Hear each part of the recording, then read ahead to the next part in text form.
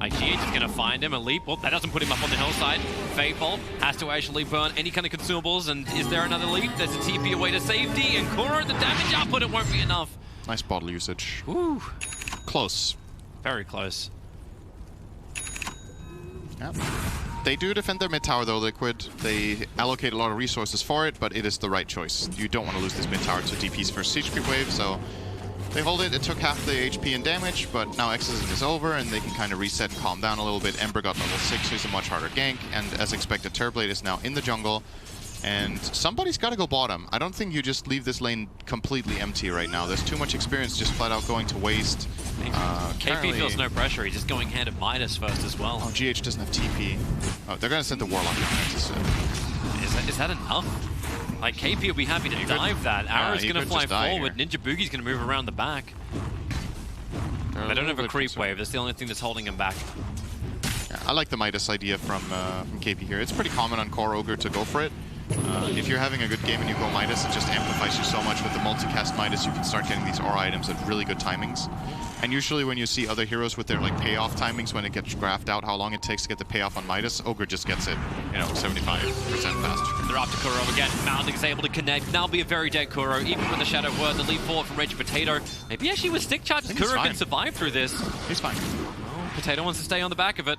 Kuro, leap forward, Starfall. He's trying to juke him out. Now with the Stampede, Kuro is able to do it. GH will arrive to help with Weeha to find the kill on Raging Potato, who really wanted that.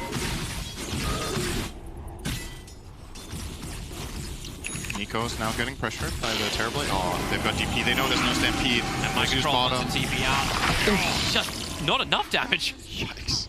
Like, even with the Infest bomb. That was close.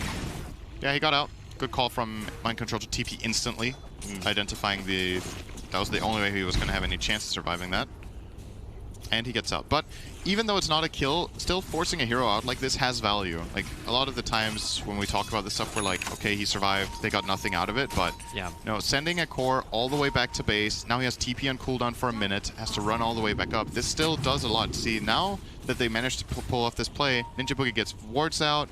He got scanned on, however, so he's trying to do the deep ward for everything. Everything will end up dying as Weeha's in the back line, so Ninja Boogie will go down. But Metamorphosis burned from Miracle. They need to add some tower pressure on the back of this, but look at KP diving under Kuro. No multicast for him, and maybe he's in trouble with Weeha arriving, and KP's trapped in by the Radiant Creep Wave. A quick ignite, a third TP is now coming in, or a second TP for a third hero. KP still looking to bounce out this. He'll get the multicast over on the Ember, but GH and Kuro working together. Pick him up, throw him down. There's nothing that Moon can really do. He's going to trigger the Exorcism, and now look towards Weeha with the silence. Okay, maybe he can just kill him straight out. The arrow would have flied forward to kill him off anyway. But now DP will do some damage to the tier 1 tower. All this battle happening normally when you're battling over the 10-minute bounty runes. The Kuro in the trees. The runes aren't even picked up out here yet. They're chasing Kuro. Raging Potato doesn't have a stun available. The arrow's on cooldown. They're using so much time in this Exorcism too. It's actually going to run out before they get to the tower again. That could have absolutely been better for Mineski. He might still end up getting the tower anyway. There's another siege creep coming in now. And looks like Liquid don't defend, so... Yep. They're too busy up on the top lane taking, like obviously the tier 1 tower's gone down there. They wanted some harassment in towards mid with KP's there. But this all seems to be just be buying more time. Oh, Mind Control. Hoping for the denial on the tower, won't happen. Arrow's already been used by Raging Potato, so they don't have the extra stun. He's not going to have to Stampede yet. So both minuses are coming out in the courier at the moment. Weeha went in for the Mirana bottom. He might get him here. He used the first leap. Missed the chase. So 2 minuses at 11 minutes for Mineski. And a 4k gold lead. They're really far ahead in this game right now. And Liquid has been in this position countless times with Terrorblade, and they managed to pull out a win playing around Miracle's first strong timing generally, getting Manta style or sneaking a Roshan as Radiant or whatever it would be. But Liquid's support duo here does not have too much to work with right now. There's not this like amazing steal for Rubik where you're just like, okay, when he gets this spell, they're just going to find kills non-stop. Yeah. Warlock is very much a team fight support, not a skirmish support. So unless they can group up and come together, Kuro is in this awkward position in the game where he doesn't feel too impactful. Whereas you look at the supports on the other side, you have a hero with Maledict and Witch Doctor who wants to gank. You have the Mirana arrows that we've seen already have some success. And any pairings of heroes that put together that pose a threat. And that makes a big difference in this game because it means when heroes are missing from the two teams, there's a very big difference in how threatened cores are on the map. The Mineski heroes feel relatively free. You see Ogre's just playing in the middle of the map, standing in the river, the Death Prophet's pushing far down bottom, and at the same time Lifesteal is farming top because they feel like, well, how are they going to kill us, right? Yeah. It's hard to gank these heroes for Liquid with the support duo they have. Now Mind Control is probably going to be in some trouble again. Yeah, they need to hit the arrow though, or else they don't kill Mind Control. They do. And Raging Potato is trying to look for the angle, but Mind Control is always on the southern side of the creep wave. So it's never an easy straight hit for him. But they're just taking over the Liquid jungle. Like, they're forcing Miracle to always be up on this top lane, always in range of Nico, so Moonlight Shadow will let them close the distance. But you still hit the arrow, Mind Control feels it. I think he saw the Ogre get moonlit in the mid lane. Arrow. Oh, he arrowed a creep. All right. I just heard the sound. I was like, okay, here it comes. Yeah. Nope. Yeah. Just jumping around. Where? Oh, if they get backstab mid here, this could be really dangerous. Oh, the smoke instantly fails. breaks from Team Liquid. Sentry ward's being planted. Weeha, he's going to find his first target. Over towards the Mirana, leap away, gets a double leap. And the rocket really only hit over on Moon. 3 leaps used by Raging Potato, turns for the arrow, connects over on Weeha. Parents and Clash from Spooky helps set it up, but they really want to get both these kills. The Spirit Jump, fortunately from Required, GH already got him with the Fade Ball. And Ninjabuki will go down too. So 2 quick kills for Team Liquid, but both of them going into the supports. Considering how scary that must have been for them with their vision when they popped the smoke and it instantly broke, I think you'll take that. That could have gone so bad if they didn't find the Mirana out there and open the fight that way. It still feels rough though. Like you're running a Lifesteal who's already got Hand of Midas. He's working in towards the Radiant, so his team fight will be ready later on. But it's such an early Hand of Midas on a multicasting Ogre. Like the net worth of KP can just skyrocket so quickly, and this Exorcism allows Mineski to keep the pressure up. GH does steal it. It's not always the greatest thing to steal, however, because it means GH has to get pretty close. Well, they'll back up. Yeah, Harassment, force rotations, and then, yeah, move top. I'm not sure they're completely giving up on this idea just yet. They might come back. Okay, now they're probably not coming back. Actually, it's a smoke from Liquid. They want to come to try and fight up on top lane. They know the obs was dewatered, but yeah, T1 tower, attempted denial of the tower, won't happen. Moon gets the last hit in. And GH, he wants Raging Potato. They need to keep the control up, and with the excess of damage, they'll definitely kill him. While in mid lane, Mind Control a little bit too far forward. Looks like KP was able to get a bit of a chain stun off, working with Moon.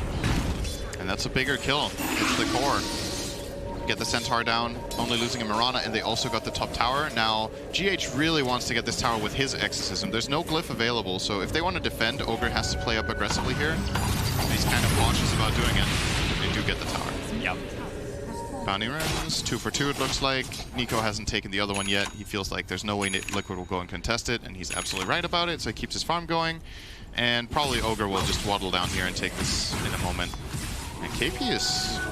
he's going to have a 15-minute mech with the Midas Archimedes. This is what we talk about, this Aura build. Probably going to see him buy the mech into maybe Crimson Guard against Terrorblade. Really good. Pipe also has its merits this game against all the magic damage of Ember and the Fatal Bonds. Amplifying all of that magic damage. See what he's favoring right now. I think going straight Greaves is not the play. Although he could remove 1 Fatal Bond on himself with that, which is also nice. Oh, they found mid. Weeha caught out. It's like Raging Potato was able to connect on the arrow. Is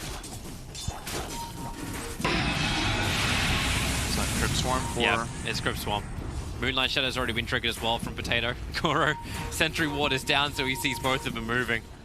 Now KP in behind the Tier 1 tower, just rotates over the arrow. Just well off target, but it won't matter. Nico's there too. Oh, that was they'll beat the crap out of this Tier 1 tower. TP support is on the way, but the fortification, they will keep the tower up. They'll hit the rock down. Where's the bomb? It now comes out as well. Multicast, but Lifesteal dies so damn quickly. Moon and KP retreat back out as fast as they can. And Liquid bring everybody to the mid lane. 5 heroes. Yep.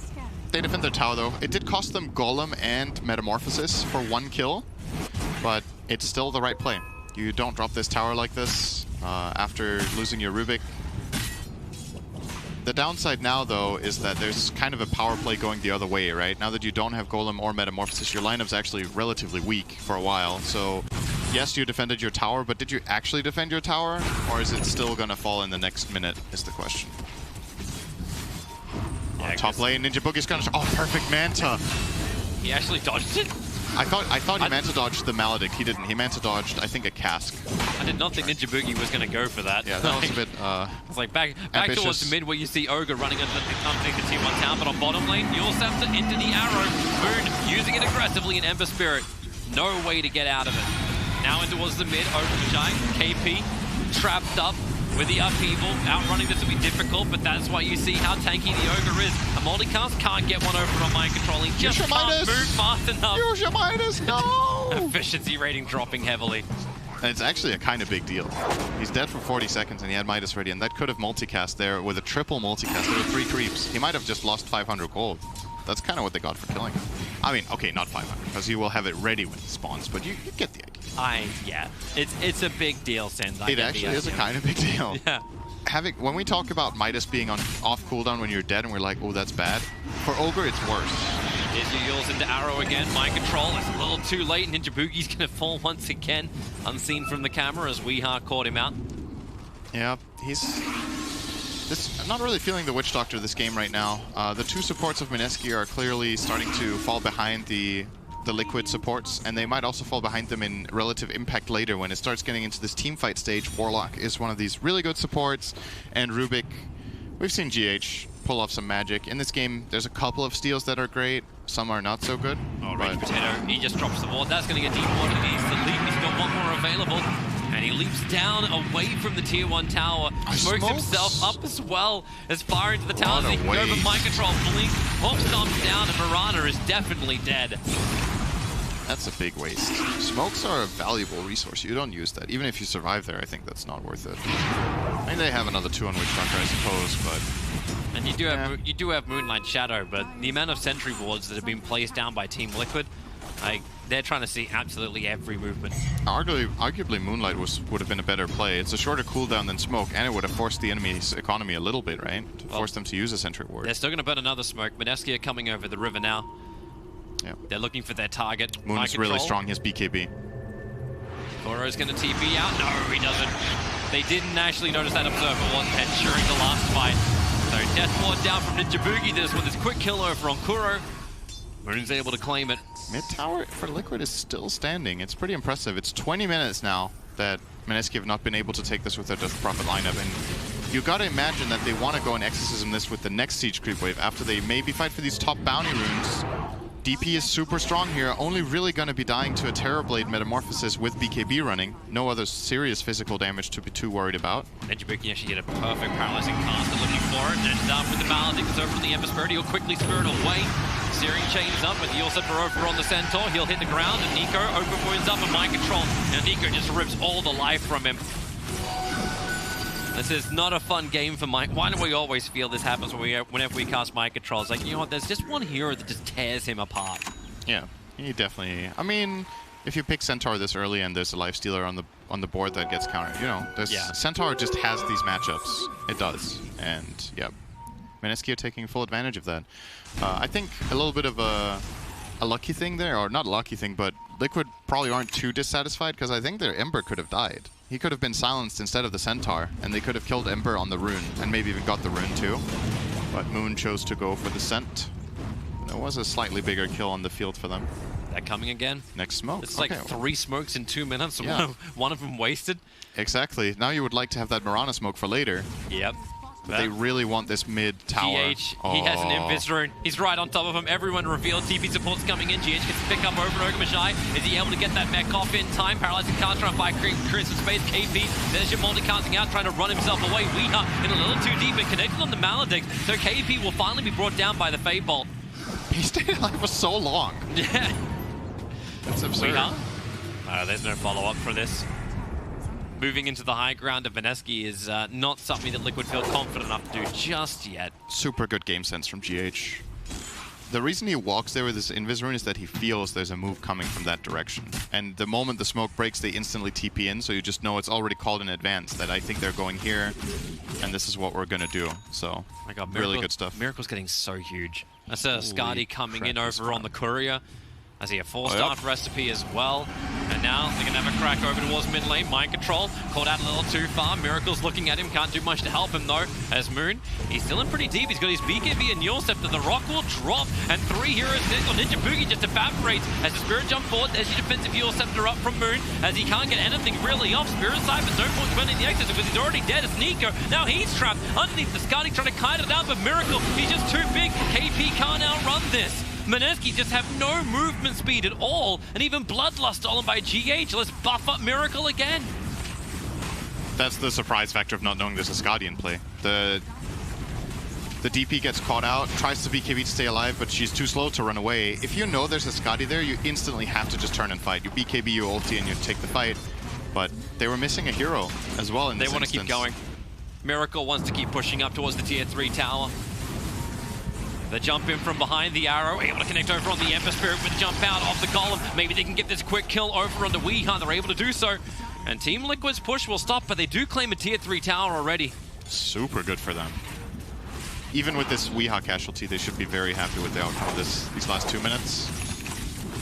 So we have a quick look at that mid fight once again. Stance over on mind control. See, so they're probably not clicking the Terrorblade right now. Moon should already realize he's getting Scott. I mean, you see the projectiles here. I think at this point, you either BKB and Ewell the Terrorblade. I think you BKB, Ewell the Terrorblade and run away. That's got to be the play, right? The Golem has been used. There's no other slow or stun that pierces your BKB. It's the best play that you have. But it's just it's a hard decision to make in the moment because you don't want to waste everything. But I mean, he used it anyway, right? So easy to say from our perspective, but yeah, probably misplayed that situation a bit. And we're gonna just laze back into armchair a little bit more. We had a nice little play as well during the real time.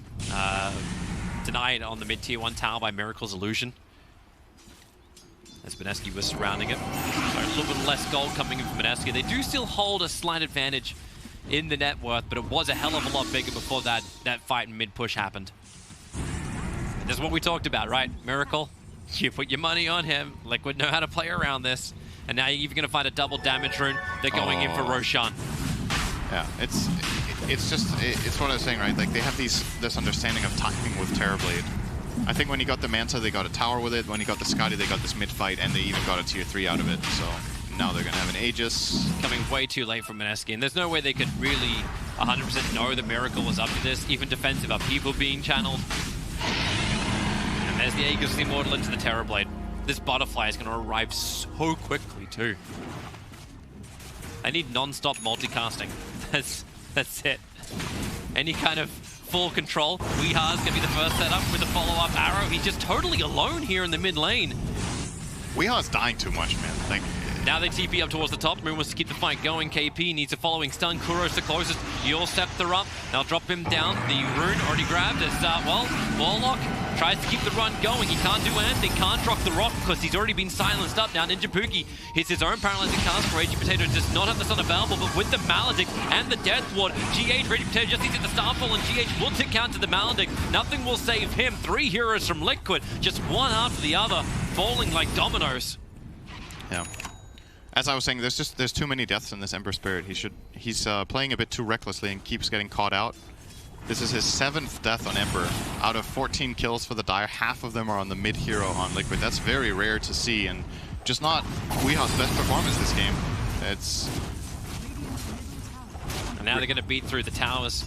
KP can Bloodlust up the catapults, get any kind of extra quick push. The upside to all these deaths on Ember is that Terrorblade is not the one dying.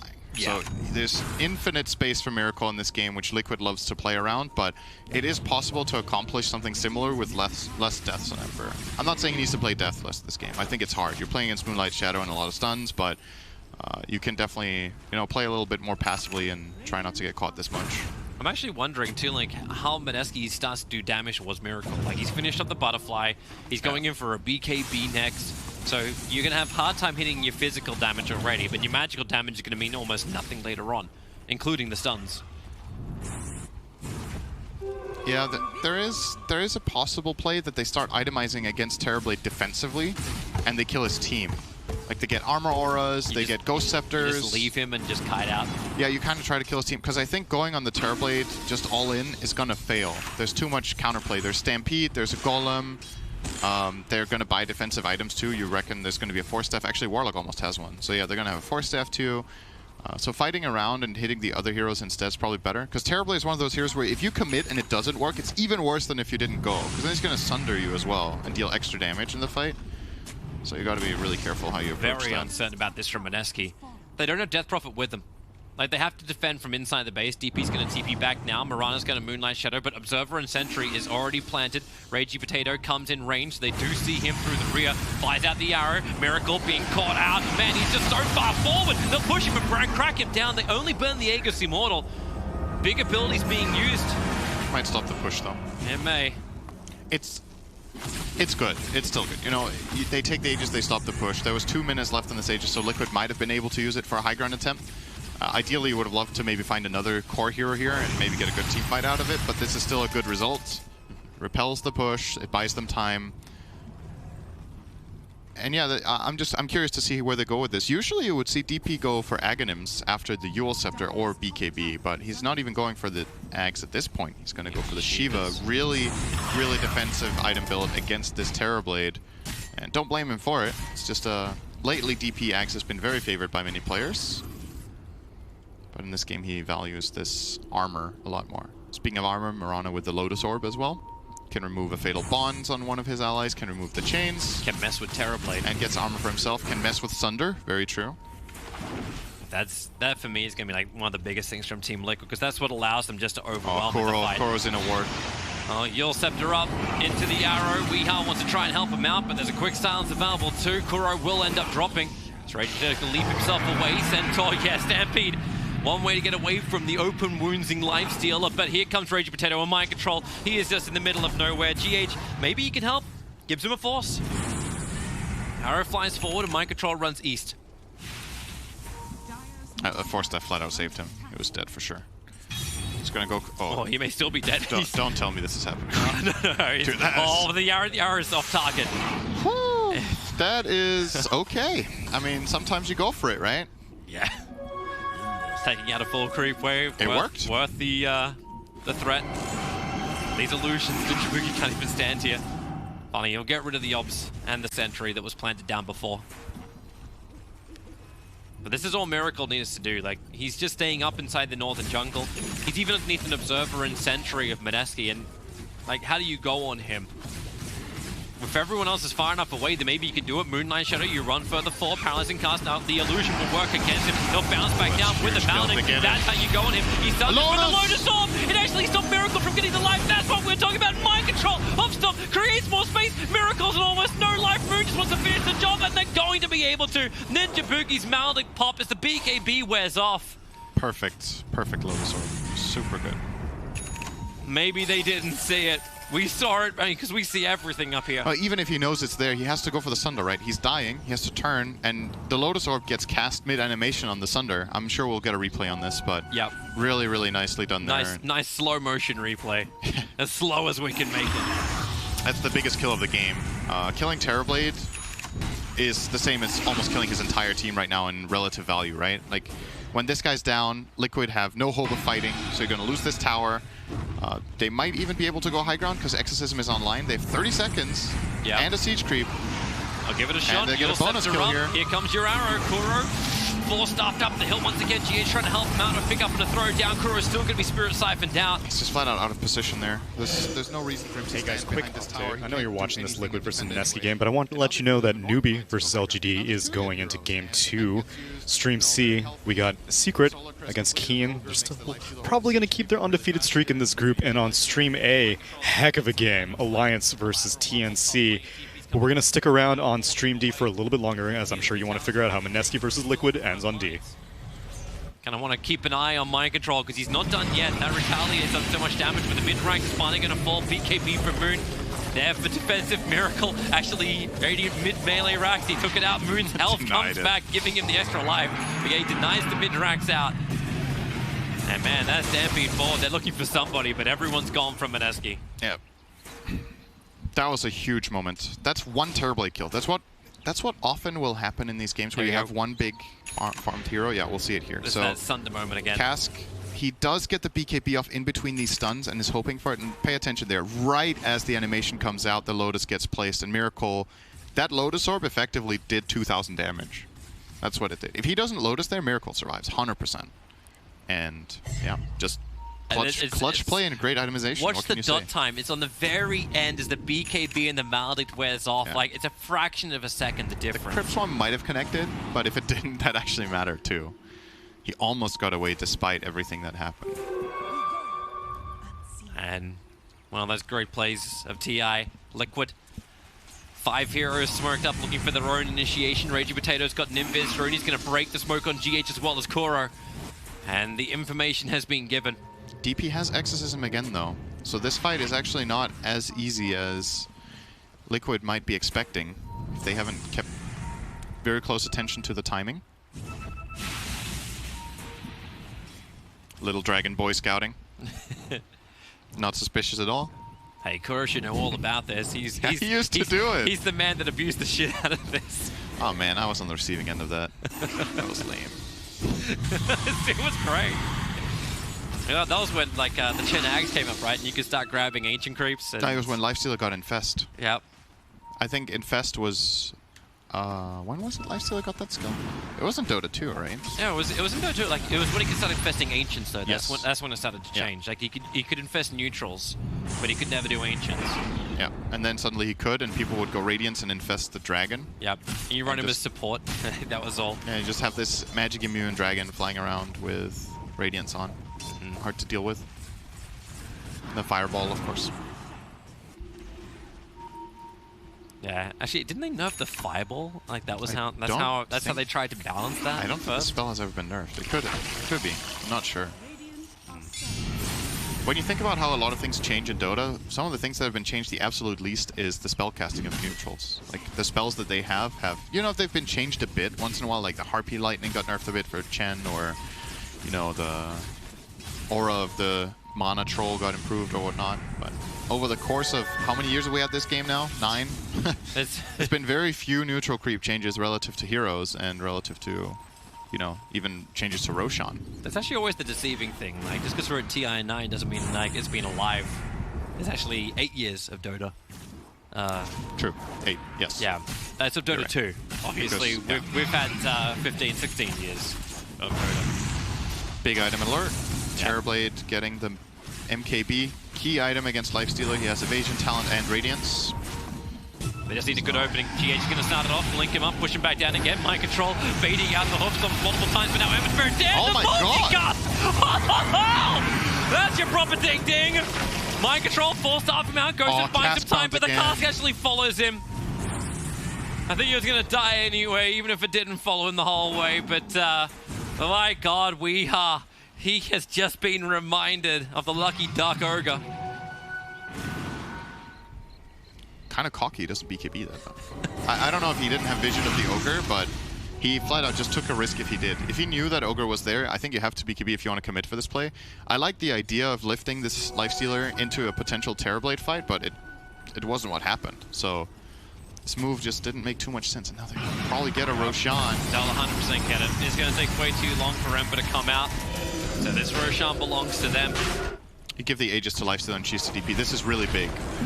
Aegis on Lifestealer against Terrorblade is a massive advantage because you probably buy yourself time to get a secondary rage with the Aegis, and the Death Prophet having cheese can outlast Terrorblade and kill his illusions with the Shiva's Guard and with the Exorcism running. You can manage while in BKB. You know, the funny thing is, for this whole fight, like this Observer Ward, like the movement that's been happening over the last like 3-4 minutes has all been scouted out by Team Liquid with that ward. And Mineski put down 3 sentries, so they feel very comfortable that they weren't being watched. Yeah. And that still ended up happening the way it did. But yeah, it's on Liquid to take better advantage of it. Yeah. If you have this vision advantage, this is not how things should go. They're wrapping around the east, coming up through the river. No Exorcism. This fight could be really good for Liquid if Terrorblade gets to do whatever he wants. And right now it looks possible. Spirit jump forward, looking for Ninja Boogie, trying to fist it out. Quick Moonlight Shadow, but we have with the BKB. They've already killed off the Witch Doctor. Buybacks are available. They're coming out towards the shrines as Moon keeps these supports under control with the Spirit Siphon. Nico's trying to do the best he can, but Miracle, he's the beast. He's the man to watch. Try and bring down Nico. Able to do so through the Aegis Immortal, but Maldix is over on Terrorblade. Sunder's available, but the Sun just keeps on going. Miracle, he'll steal the life. And Weeha, he's able to help to get the revenge kill out, but then you've still got more damage coming the way from Mineski. Terrorblade is finally brought down. They'll get rid of the Golem too. Buybacks were just available. GH is on the run. He'll begin his own TP out underneath the Dire Sentry. Well, does anyone get there in time? They don't, even with the TP back to the Tier 3 tower. But Miracle dead without buyback available. This is Mineski's time to go. You know what's funny about this fight? The one fight that Miracle sunders Weeha is the one who survives. Like, dude, you're gonna die anyway, so I'm just gonna sunder you and take your health away so that he doesn't die. No, it's just, yeah. It just flat out has not really been Weeha's game. There's been multiple deaths. That engage, though, was pretty good. I think the idea was good. I think the execution was all right. You can have a look at it again. They're just unfavored to a quite large extent here. So we see this jump in from Weeha. He gets the BKB off instantly and gets the kill. They try to snowball off of it, but they're a little bit short on damage because they're fighting 2 or 3 different fights. You see 2 heroes get zoned off by the DP. Terrorblade can't really bring down the Ogre. He gets the lifesteal, but he's the Aegis. And when the BKB of Terrorblade expires, it starts getting really easy. The Sunder here, it's a good Sunder. I feel like if he tried to turn around for Ogre got Lotus, right? Or was it? Yeah, he got Lotus, so that wouldn't have worked. Back in real time, though. Yeah, we're high ground time. Pushing into the Tier 3. Moon will burn up the Exorcism.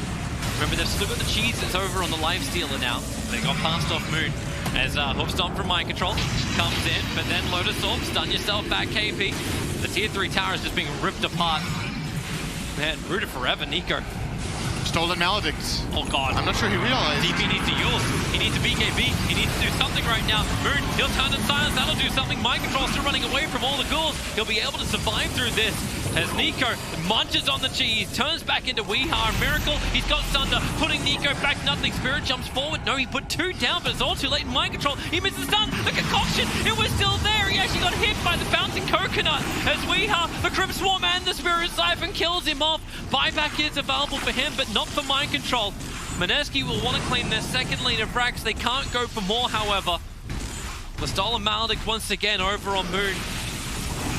A KP, the never-ending multicast into Kuro, and the Hex on Terrorblade. They can't fall for the stun into the back lines. It's Weeha trying to cause some problems, but then another multicast stun. 3 in a row. Weeha will go down. Terrorblade set up towards the air. The perfect arrow. Sunder is available. He'll need to trigger it right now. Force Staff can't buy any kind of time or space. That may just be the game right there. Dead for 80 seconds. They'll go for the Tier 4 towers. And Mineski, they have pushed Liquid down and down. They're faced up against Miracle's Terrorblade. And they've come out with a huge smile on their face. Maybe a little bit too overconfident. Afraid Jupiter is going to come under the fountain, but it won't matter. This game's Mineski's. GG.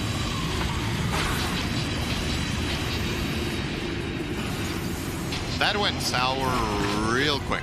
So, Mineski, this is kind of... In a way, it's kind of similar to, not fully similar, but the game we had with Keen versus Mineski yesterday, where Keen destroyed them in lanes, then Mineski kind of came back, and then Keen cleaned it out. It felt like the same game, but just with the sides swapped, that Mineski had a huge advantage out of the laning stage. They dropped the ball a little bit, Terrorblade gets a game, and then one big fight, and everything is just back on track. It feels like one big item is when that Lotus Orb arrived. The Lotus play was the game-winning play. Like, it just arrives, and then it's like, well, what do I do as a Terrorblade? And that's why he's like, bro, I just have to go for Wii. I gotta go for my other core and take his life, because I at least know he won't be Lotus Orbed. Yeah. Like, that's the one-up. The way of, I mean, you should also consider the way this whole fight breaks out, where they get the huge Lotus play. What starts it all is that Miracle's a bit out of position. Like, his teammates weren't really close enough by. He was farming aggressively in the enemy jungle, and they took the advantage of the situation and got a jump out of it. If you're a little bit, like, when Liquid play their best, these situations don't happen. Like, the team is nearby, or they're a little bit more coordinated with vision or just overall map movements. Like you have something. You got to clean this up. You have something like a Warlock, right? Like, everything is only meant to be together. His Rock is up, his Fatal Bonds is there. You live in a world of fear, but we never had the damage output. He was going for a Veil build up too. Terrorblade not able to bring Liquid success in that Game 1 versus Mineski on Stream D. Gonna keep moving around here on the multicast, though. Stream C, if you're wondering what's gonna happen next, Secret versus Keen Game 2. Secret taking Game 1, completing, or rather continuing their undefeated streak in this group. On Stream D, we got Game 2 of LGD versus Newbie. LGD taking Game 1. But we're going to go on over to Stream A, where things are getting quite spicy. It's TNC versus Alliance on Stream A. They don't have Sven now. No buyback, 80 seconds. TNC looking to go high ground and shut down Alliance here in this game number 1. Feeling like we're already going the distance. Nikkei is going to have shockingly low hero damage this game, I think. Gabby, he's taking a lot of damage there. They didn't hit the chain and they pull him back in. Ice Blast though, it's going to land on the floor. It's not enough. It's not enough. TNC, they take down the Timbersaw. No buyback. The arrow is going to connect onto this Death Prophet as well, trying to push her back in. That's the Aegis popped already for this Queen of Pain, but they're going to have the fear if they want to jump in for this. The BKB just forced to be popped for the Death Prophet as Gabby keeping his eyes on the prize. Going to take down this tier 3 tower in just a second. And Dota Plus win probability swinging back the other direction. TNC are doing it, ladies and gentlemen. They have the buyback on Sven. It was a timer issue. He had the gold. Okay, chase, trying to run away, no BKB. And the arrow actually hit onto Sven as he was trying to move out. Arrow hits Mickey. Just the random triple arrow. But they got the tower. And 4 bounty runes as well at 50 minutes here too. Yeah, so that's going to be a lot over there. 125 each per bounty rune. Oh, actually, it's 140 there too. Grab next one. My goodness. So 32,000 net worth lead. And you look at how much they've gotten from the bounties. It was just under 5,000 for Alliance and something like 12K for TNC. It felt like in that mid game when Alliance should have been stronger, they basically just ran into these fights that just looked like way too hard for them. Not even way too hard for them. They just made mistakes. What was saying? Yeah. Well, it was actually 16,000 bounty runes for TNC. Like, they've just been able to control the map total for the entire game. Holy shit. Yeah, it's insane. Oh, good Yule Scepter precast. Able to interrupt it for Cuckoo, but the BKB is out, and they found their man. It is the tree. He's caught to the side, and this Bristleback dealing so much damage right now from Gabby. He's up to plus 500 yet again, ready to just beat into anybody that steps to him. They've already killed off the tree. The Timbersaw's coming back soon, but it's not feeling like it's soon enough. They find themselves another catch here. The Fire Blast on to this Death Prophet. Gabby forcing them back into the fountain, ready to start beating into her face. Sonic Wave out again. That's the Aghanim Sonic Wave. Armel jumps in. It's a buyback coming. Mickey trying to heal back up so he can go in for another round. But Timbersaw is dead again as soon as he respawns. And it's going to be a second lane of racks. And this game becomes even harder. Another round of 4 staffs. More leaps away. They have another arrow in a second. It connects onto the Death Prophet. It's so hard to dodge away from the triple arrow. Gabby goes in, finishes off an Abyssal Blade now. He's ready to party, and GG is called as TNC take down Alliance in fabulous fashion. So well played in mid-game team fights. I mean, that's the thing, too. These guys that playing together for so long, we used to always call them scrappy. That was the thing, you know. We always said that they're just, like, a little bit out there in terms of, like, macro movements and stuff, and it felt like maybe they got, like, a little bit lost in the plans, but there was one thing these guys were always very good at. It was team fighting together as a squad, as well as, like, going super aggro and just, like, going constantly for kills and everything. And I think that showed there, right? The 4 staffs and the Yule Scepter synergy, like, you could not get any better than that in terms of the utilization during those mid-game fights. And they just picked apart Alliance in these fights that, like, Mickey and Koikva, when they were at their strongest, did virtually nothing. Yes. Like, that was pretty painful to watch. In comparison, again, you look at the damage that these heroes dealt. Mickey was the 3rd lowest damage in the game as the position 1 carry. Yeah, that's your problem right there. He had 3k more damage than a Train Protector. It can't happen. I mean, I knew it was going to be shockingly low. I didn't know it was going to be that low. Really low. Yeah. Jeez. The only people below him are Ogre and Treant. Yes. That's a problem. I mean, but that's part of the, again, I mean, that's what they built, right? Staffs, that's the Yules, the 4 staffs, that's the kiting. Yeah. But, I mean, what was it's not like they had Lasso. You know? Like, if you looked at this lineup and you're like, oh, man, how are they going to, like, stop this Sven during BKB? Yeah. But Kuko got him almost every time. Got grabbed at the start of these fights. They picked off Boxy the same way. And the Tricore, I guess it's kind of everybody. I don't want to flame anybody in particular. I just want to flame them all. Well, I guess the other thing, too, about it is, wasn't it a Sven first pick overall? Well, not overall. Right? It was okay, Ogre, right? It was Ogre into Sven and AA, right, and then back for the Marana. But I think that's part of the problem, right? Is that they the only hero that was getting killed over and over again was the Ogre, which was the first pick. So it's like all of the rest of them were heroes that just don't get damaged by Sven. My boy Lyrical looking like he should be smoking a corncob pipe in that outfit. Really fresh, but TNC versus Alliance, even fresher. TNC coming out on top on game 1. It's the multicast. My name's Tsunami. But I only got one game for you going on right now. It's on Stream B. Just to let you know what'll be coming up elsewhere, though. Stream C, like I told you earlier, it's game 2, Secret versus Keen. And don't worry, we will pop back in to Liquid versus Mineski on Stream D whenever that gets cracking. But for right now, enjoy some 4-position MSS Invoker in Newbie versus LGD on Stream B. Not looking too intent to get aggressive down bottom right now, but they've just finished off a Yule Scepter on Leshrac, who can very easily rotate down to this bottom lane. Imagine we'll see them look to group up to take a fight. Army with a Midas, he's just going to keep on farming. Midas Maelstrom, the build he's got queued up. He has full Mjolnir queued up, but he's gonna get probably BKB right after Maelstrom, so he can take a fight. Yeah. Somnus. Whenever Chinese teams play Faceless Void, it's either Maelstrom, Mask of Madness, and then straight into BKB. Smoke up on the high ground. That one not scouted by the Radiant. Somnus is very scary with this potential Yule's initiation. Who's he going to find here? CCNC could be the target, but the homing missile's there. Somnus does not want to follow this up as a result. Stampede being popped now as well. He looks to go in for the hoof stomp. Can't find a good target. Charles has lost all his mana. They've killed Pylite Eye, but that's just a Crystal Maiden. Arme, he rocks up to the fight with his Midas. He's got a lot of attack speed inside this Chronosphere. The Earth Splitter is there to combo it, and CCNC, no BKB, no way out. He dies. The buybacks kicking in from both sides, Rubik and CM. Using these buybacks to try and take this fight. Yuari's come to this one with the God's Ring. One more stun. He's going to get Arme. Big kill for Yuar. Showing up to a fight, but unfortunately for him, the Yule Scepter with the chain studs. Is this going to be enough to bring him down? It sure as hell looks like it. This Leshrac's magic damage, just too damn heavy. The lift onto MSS going to pull him in nice and close. They've got the sentries and the dust for the Ghost Walk. MSS, he's still fairly fast with the Wex movement speed. He jukes the stomp, and it looks like he might survive. FY, he's stolen stun though. And that nuke damage brings him down. Yeah, FY bought back in that fight, got 2 kills right after, exactly what he needed.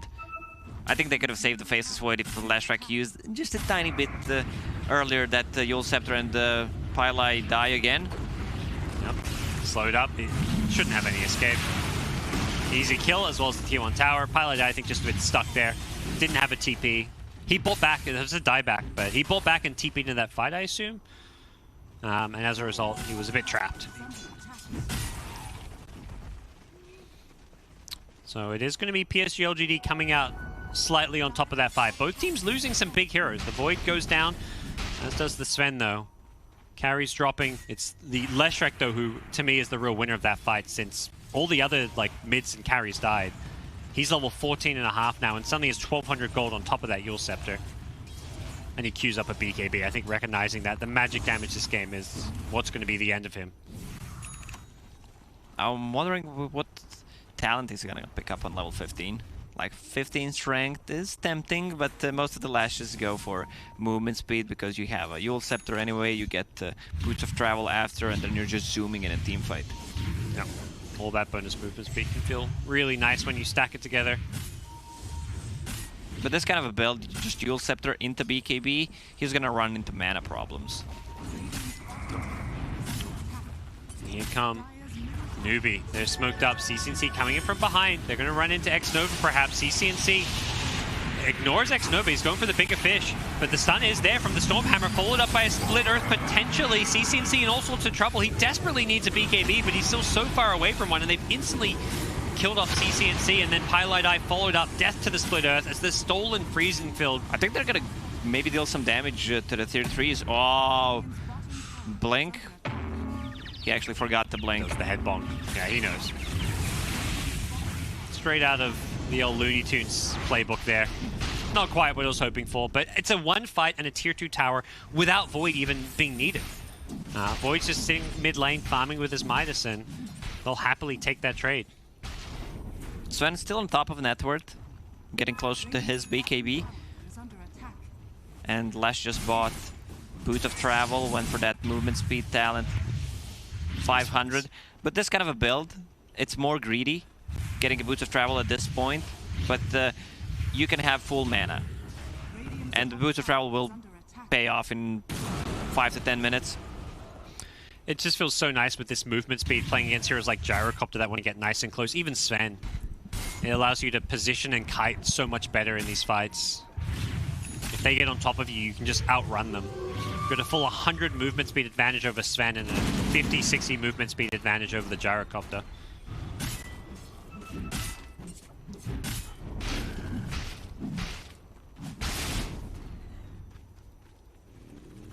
What do you think about Invoker position 4, at least in this game? It kind of looked okay in the laning stage, like as far as dealing with ET, but at the same time, it's felt a little underwhelming. Oh, he just ran into them. They're gonna plop a dust. They're gonna be time walk forward aggressively. It's coming up soon. Charging on forward. Instead, CCNC down bottom. He just got destroyed by the Leshrac ET, and looks like zoning ET all dying one by one. ET zone snaking towards the mid lane. Chalice blinks away as well. You popped the God Strength for that one, and they're just chasing more. God Strength being used. Newbie, they're on the back foot here. They're gonna barely dodge the Echo Stomp there as Somnus was hoping to find another kill. Phase boots on position 5 Elder Titan. I would not mind seeing him getting a Wind Lace on top of that. Just all the movement speed items. Yeah.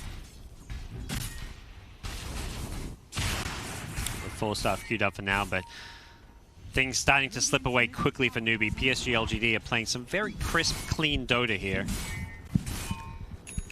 Definitely a team that has kind of quietly come into this international. Not really talked about as one of the favorites, but definitely after they run last year, they're coming back playing with the same roster and have had just a solid year. They convincingly, easily qualified for TI fairly early on, and I think seeing them at the top of TI would not be out of the realm of possibility. We didn't talk too much about LGD, what their chances are of winning this whole thing, but I think everyone would expect them to be a top contender for sure. Yeah. There's certain teams you look at and you're like, yeah, that's a team that's going to win championships. The way, you look at, that's like Liquid in the past, OG, VP, Secret. That's what you say when you see LGD and VG Gaming as far as the Chinese teams go. It wouldn't be a surprise or a shock if LGD won a TI. Not at all.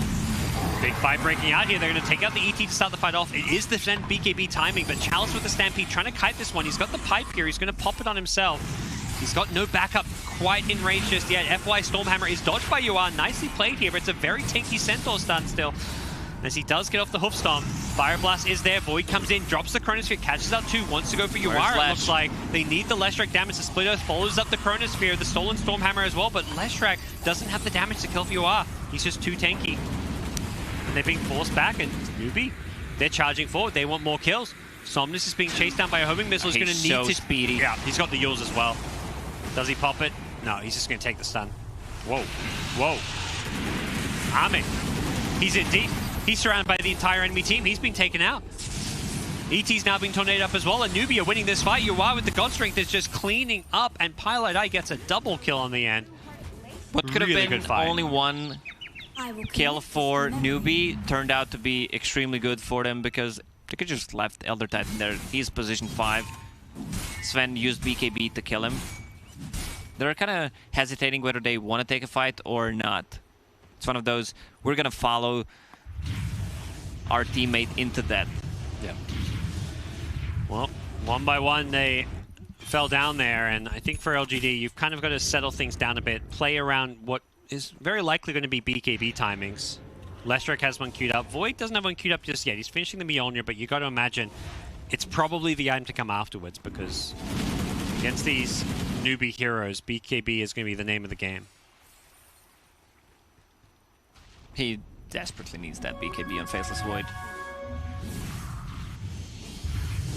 Somnus trying to farm up the enemy jungle, but has hit level 18 with a Bloodstone completed, so he's getting even tankier, a lot more health to play around with now as well.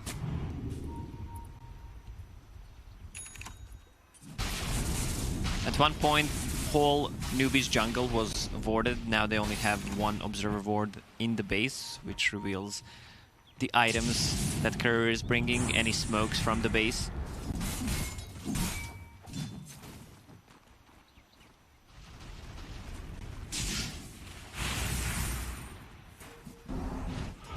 Anubi looking to keep fighting with this BKB on Sven now.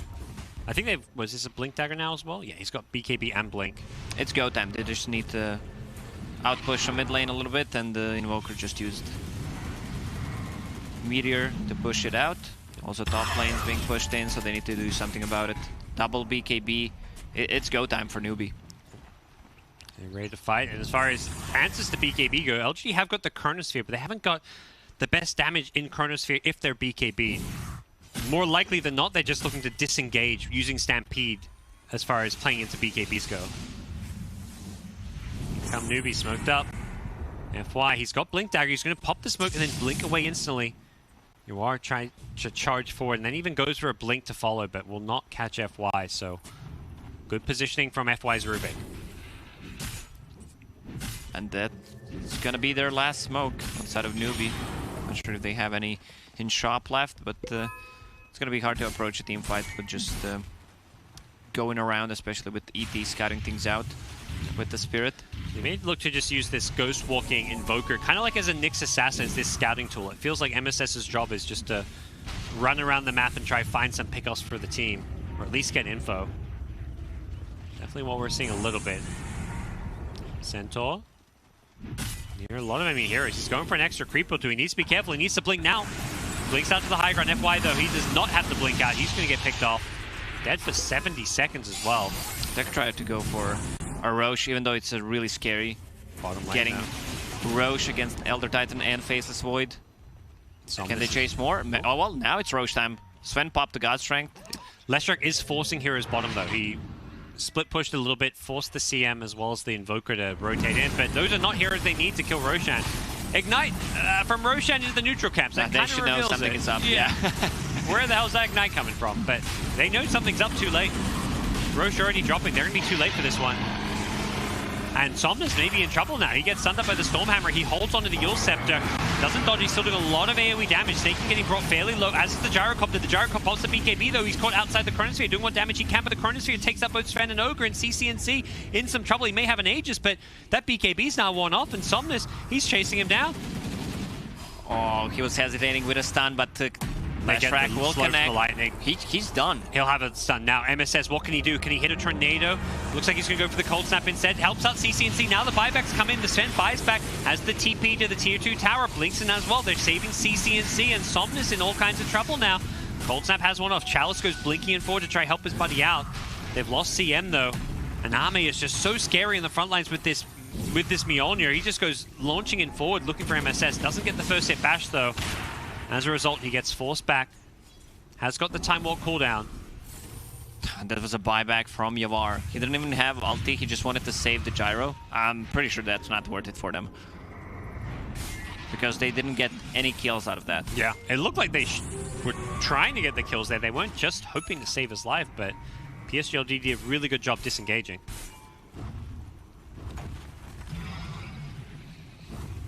And now following that one up, they march forward, they group up. They have no Chronosphere for 45 seconds on the PSG-LGD side, but it does look like they're going to stall this game out until their BKBs come up. Both BKBs nearing completion.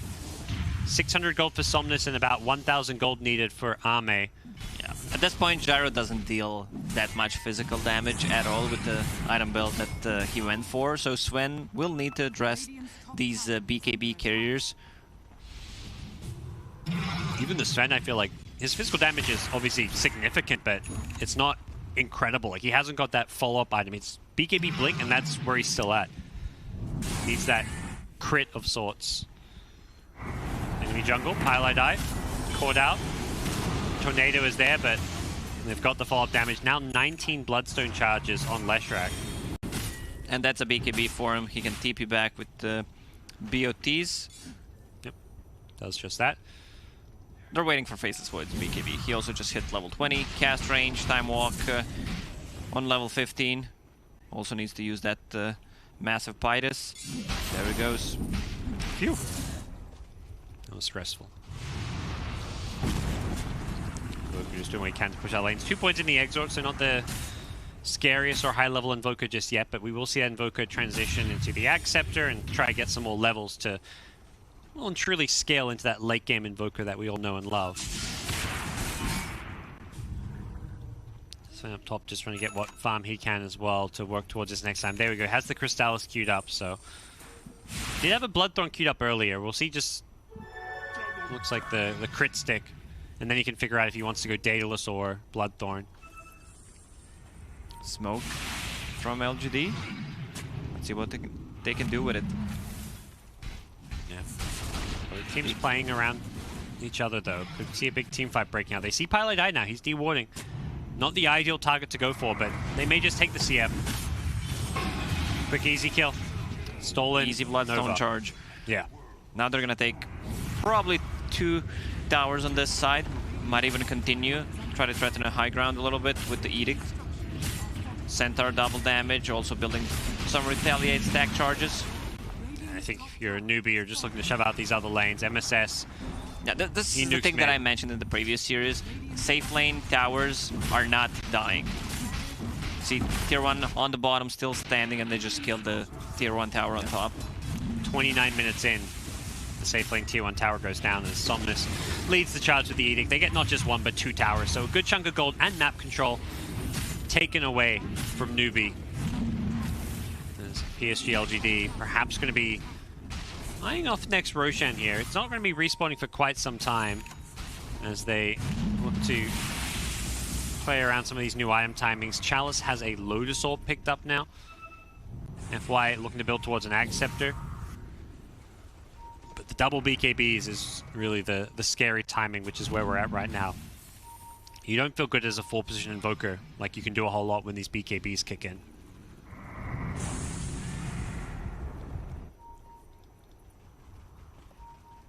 Smoke. This is being pinged out. They know something is up. I think he just scouted him with the Spirit. In goes Yoar, but the BKB is popped just to dodge the Stormhammer to stop Yoar from doing a whole lot. Yoar needs the BKB himself. He does BKB, but he's caught inside a Chronosphere. Have they got the damage to kill him off? The Earth Splitter follow-up is there, brings 2 in, nice and close. Yoar blocks a lot of the damage with his BKB, but the right clicks, CC and Yoar both so incredibly low. Yoar trying to juke into the trees. He's going to just turn and fight. He actually turns and kills. Ame goes down. X-Nova with the stomp keeps the CM in place, stopping the freezing field from coming in, and Yoar just TPs on out. Nice tornado disengage, and Ame got deleted. CM will go down, but Newbie have a decent team fight. Everyone was so low, but they could not manage to bring them down. Also, CCNC, deep into Shrine. He's going to pick up 2 Bounty Runes for his team. Yep. Scans it to be sure he's safe, and oh, needs to be careful. Oh no.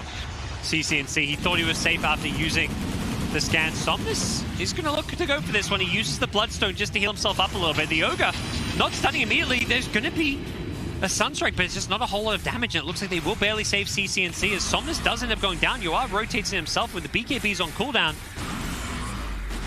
There was no defensive play for Leshrac to make. Are they going to try and kill Chalice here? He's very, very tanky. Stolen freezing field from FY on the backlines here, but he gets stunned and that gets cancelled, and PSG LGD are just dying 1 by 1.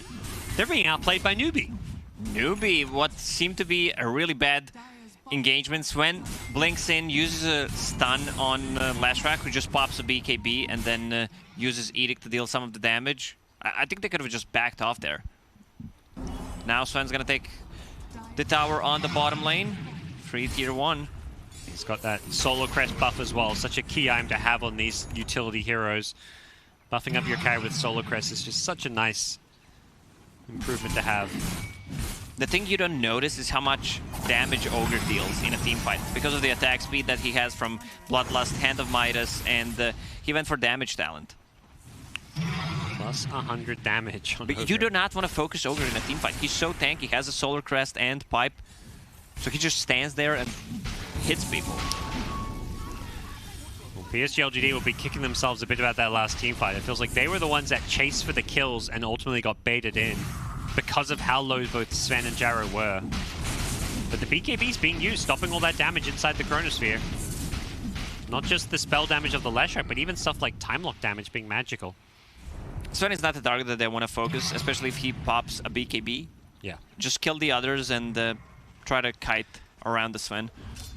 Even all the bonus strength from God Strength make him so incredibly tanky there. Well, things will settle down and we're back to a fairly even game. A roller coaster of a graph, as we can see here. The net worth only just under a 2k gold lead. Oh, even lower now. It's a 1k gold lead for LGD. Things not going quite according to plan. I'll look to maybe drag the game. If it goes late game, Void, level 25 Void with a lot of items, I do feel like the Sven is going to have issues keeping up and being kited around. With that BKB getting down to 5 seconds, you've got to worry about what you're working in a team fight. But for now, still an 8-second BKB. Yeah, both carries on Newbie will fall off if this game goes past the 50-60 minute mark.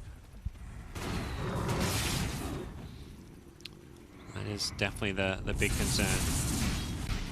Leshrac will be very happy the longer this game goes when those BKBs get shorter. Even heroes like Centaur can be such a beast in the late game. And it's really pain in the ass to play against Leshrac, who's level 25 with the Edict damage and Boots of Travel. Leshrac also bought a book for himself to get him closer to that 25. Void is going to have enough money soon to buy a full Lincolns. Did hear a gem being dropped somewhere. Is that Centaur? Yeah, Centaur's got a gem now. Cecil TP on out. Doesn't want to get caught there. Simply Void has the money for the Lincolns now if he wants to give up his buyback. And there we go, he'll buy it. Next Roshan, respawning anytime. It will be a minute and 20 seconds from now. Something we know, but the teams do not.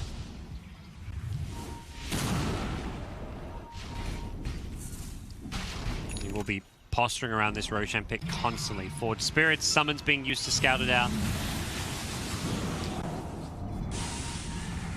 This Lotus Orb is doing so much work removing the stuns. It's great against Gyro to echo the rocket back, also removing the Spirit Vessel.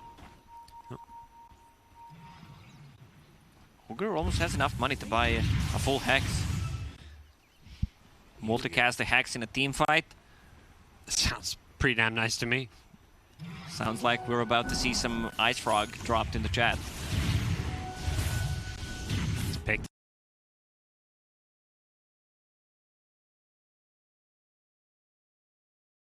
It up. Full Hex completed.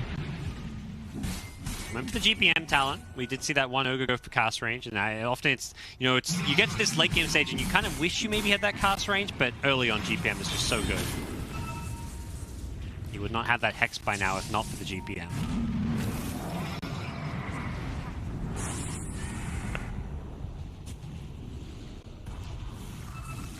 Roche will respawn in 5 seconds. They're scouting it out.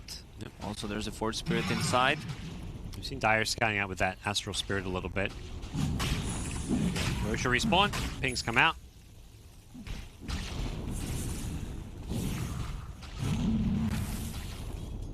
That's the plan. Neither team can really easily commit to it unless they know exactly where their opponents are.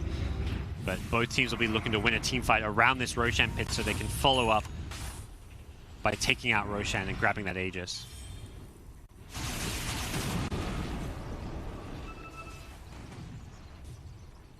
Here we go. Lesh has hit level 25. Edict, explosion damage. Somnus knows something is up. Looking for a blind dust. Noker was scouting him out. The blind dust misses, but guess what? It caught me. I'm Tsunami, and I'm here with the multicast. Quick update on what's going down on the other streams. Stream A, it's Alliance versus TNC. They're wrapping up their draft. Stream C, Keen Gaming versus Secret. Secret I always keep botching that. Continuing their undefeated streak. And on Stream D, what we were watching earlier, it's Liquid versus Mineski. We'll go to that afterwards. For right now, we're going to stick around on Newbie versus LGD on Stream B. And I imagine he's taking the Tome of Knowledge at 40 minutes.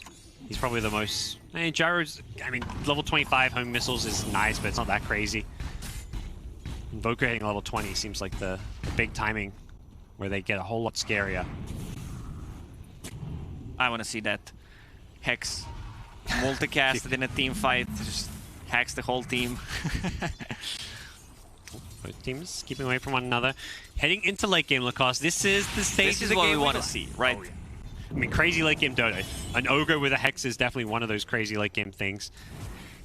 Roshan, only Roche number 2, so no Ags, no refreshes just yet.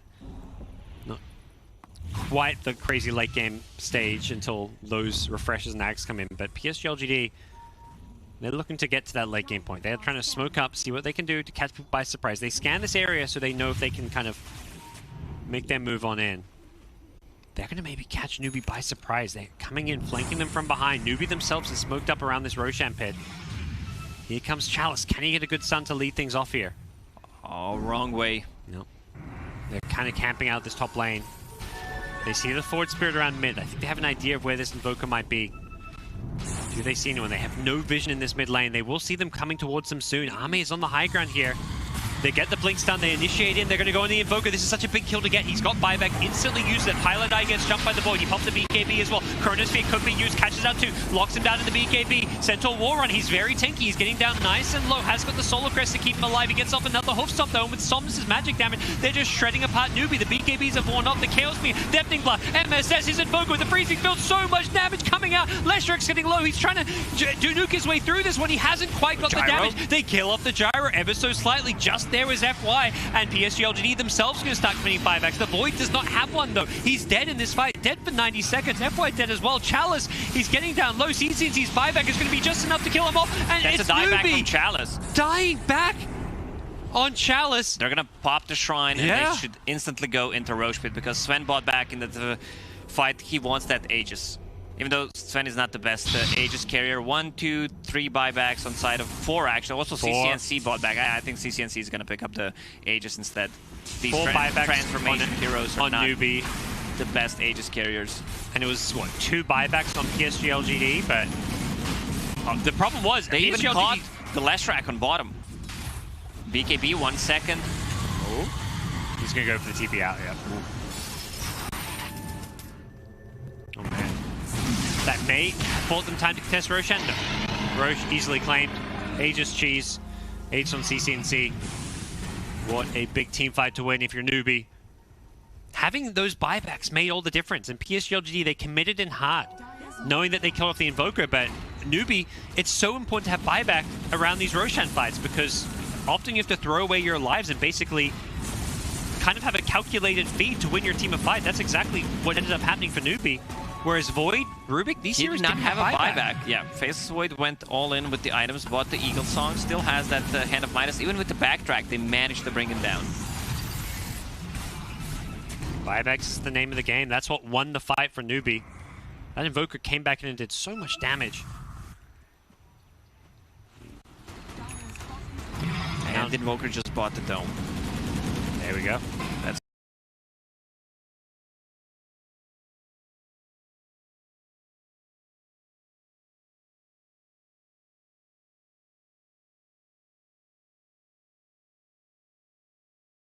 gonna get him to level 20.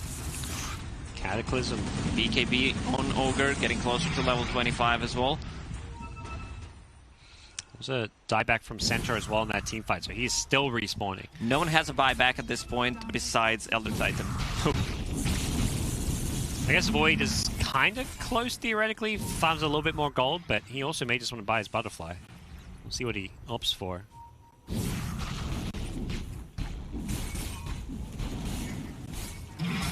Will Newbie look to break high ground or anything while they've got this Aegis? Wait and see.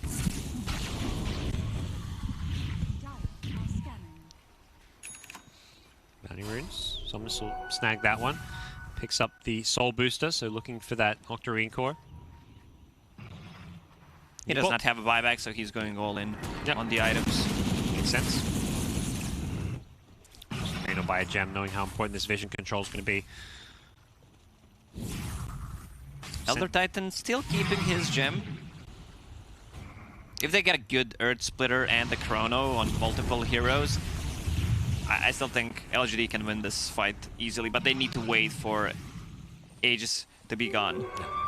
And if they wait for Aegis to be gone, there's going to be this couple-minute windows where there's no Aegis and there's no buyback. Both Newbie carries bought back in that fight. So even though Newbie walk away with Aegis and Cheese and perhaps feel like they won that fight, they had to commit so many buybacks that... They just need to drag the game post-Aegis, because Faceless Void will have a buyback and he's going to have this big item.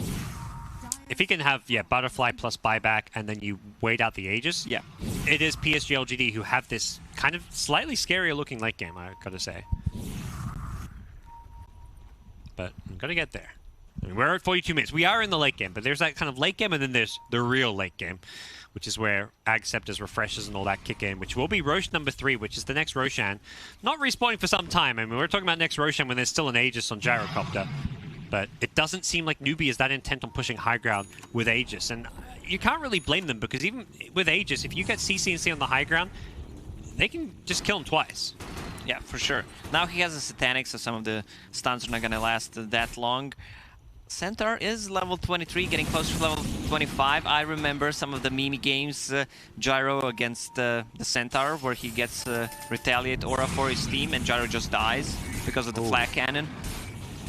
But the Hoof Stomp duration always feels like a better talent. Yeah, having longer duration on stuns is like, it just sounds like something you always want. With the Satanic, that shorter duration though meant that the Stomp didn't actually hit. Now he goes in, Blink Hoof Stomp, CC and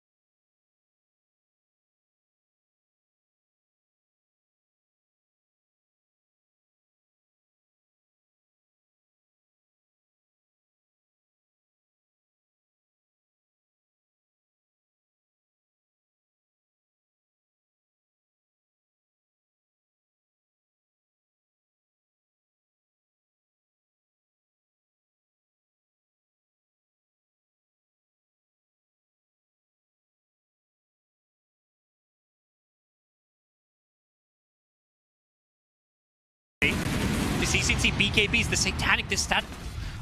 I love talking about it. Wow. Mine run. Jeez, Pilot, I die. This is, He's just fishing for some info. there's a Blink and a TP. Shiva's card. Bash. Got it.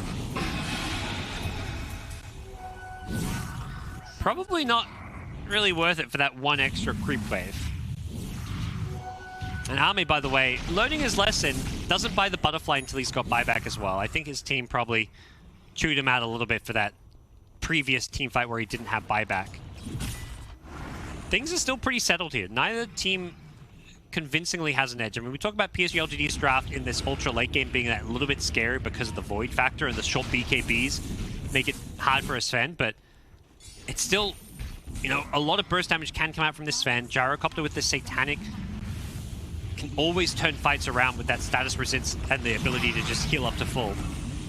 Faceless Void was always one of the strongest late game carries, and now with the introduction of Aghanim Scepter that you can consume, and also a Moon Shard, like he can play this game in 80 minutes. It's gonna be so good, lowering the cooldown on Chronosphere if it comes to that.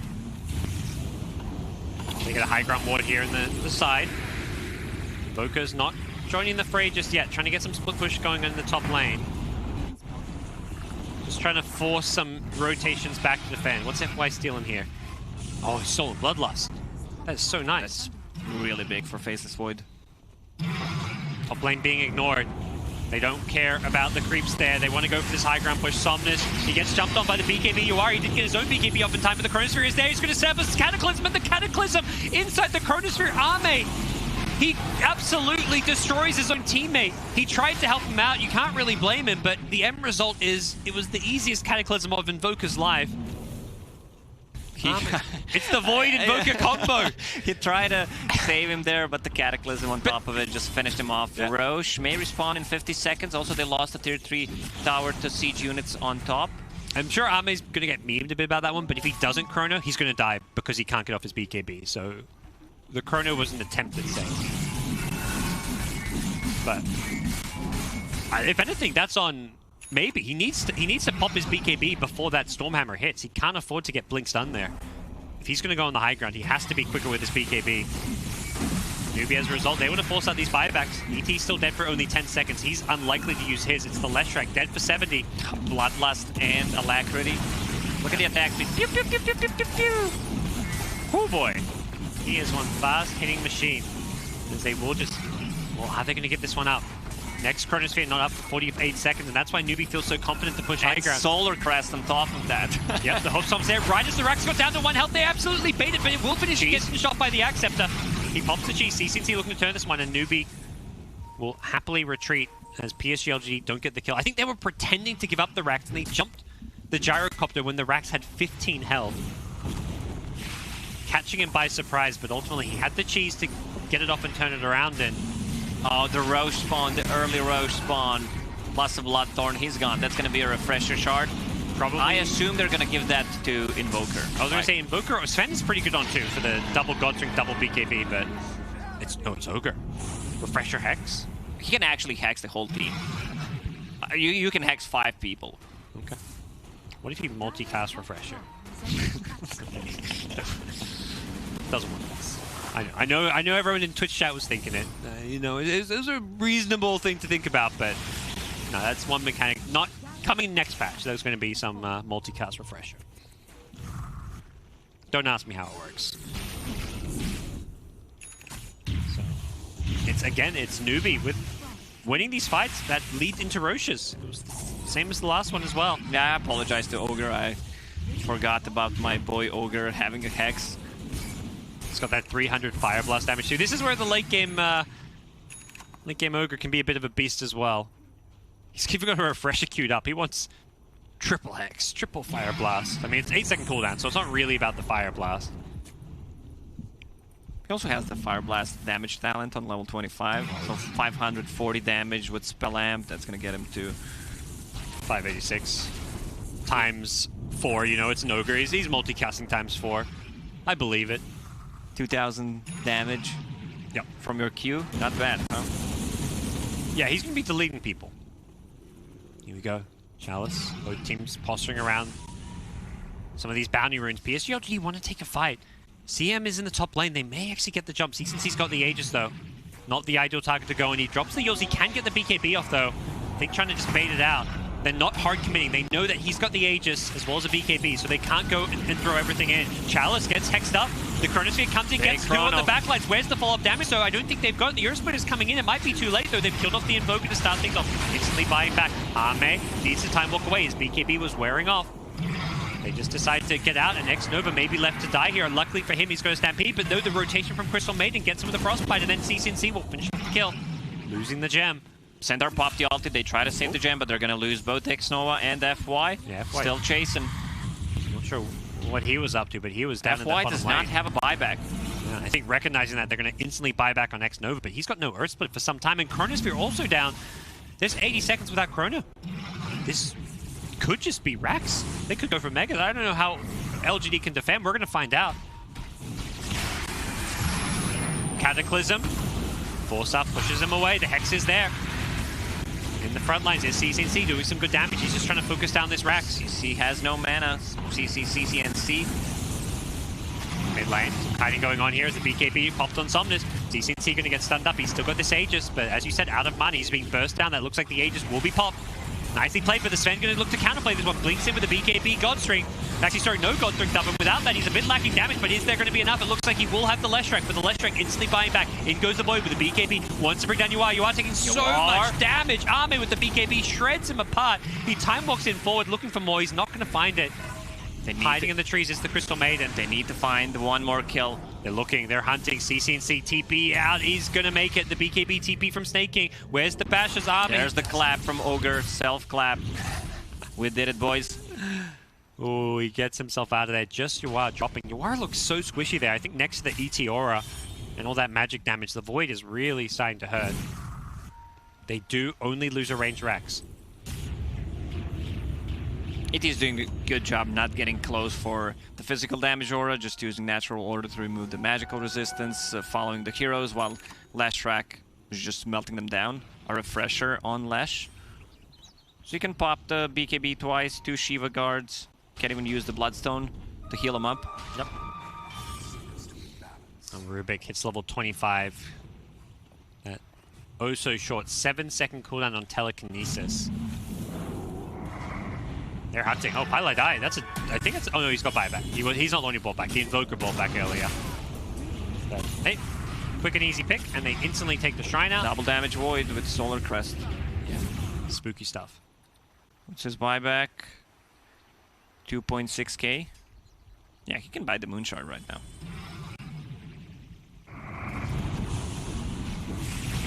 Here we go. CM buys back. It's the Sven that you got to watch out for. That's the big carry. Homing missile. Bounce back. Multiple homing missiles. You got to be careful about throwing those. CCNC. Bonk, bonk, bonk. And FY steals it too. Says hello.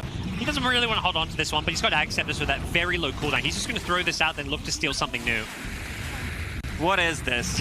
I mean, it's World War II here. Just homing missiles being thrown out. Double hexes. He got the multicast hex. He hexed up 2 people here. Is there follow-up? Ame. Time walks out. Steals flat cannon. But Dota is such a funny game in the late game. Yeah. They could have been force-staffing those rockets as well. What's he stealing now? Another homing missile. More dispels being thrown around everywhere. Homing missile. Okay, that one's going to be dodged by the BKB. Centaur pumps the Stampede. He actually has the pathing with the Aghanim Scepter. The Chronosphere catches up the Sven. You are. He's dead with buyback. Is he going to pop it? They lock Crystal Maiden as well. They may just need to use this Sven buyback. They're losing this fight though. Ame, he time walks him forward. He catches out the Invoker. That's a dieback from Invoker. No buyback. It's a 3v5 fight all of a sudden.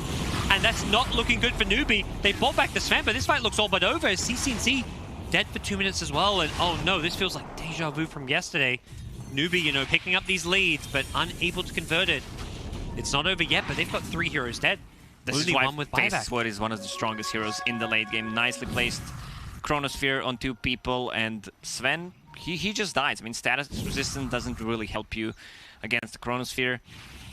There was not even Earth Splitter used in the Chrono. Yeah.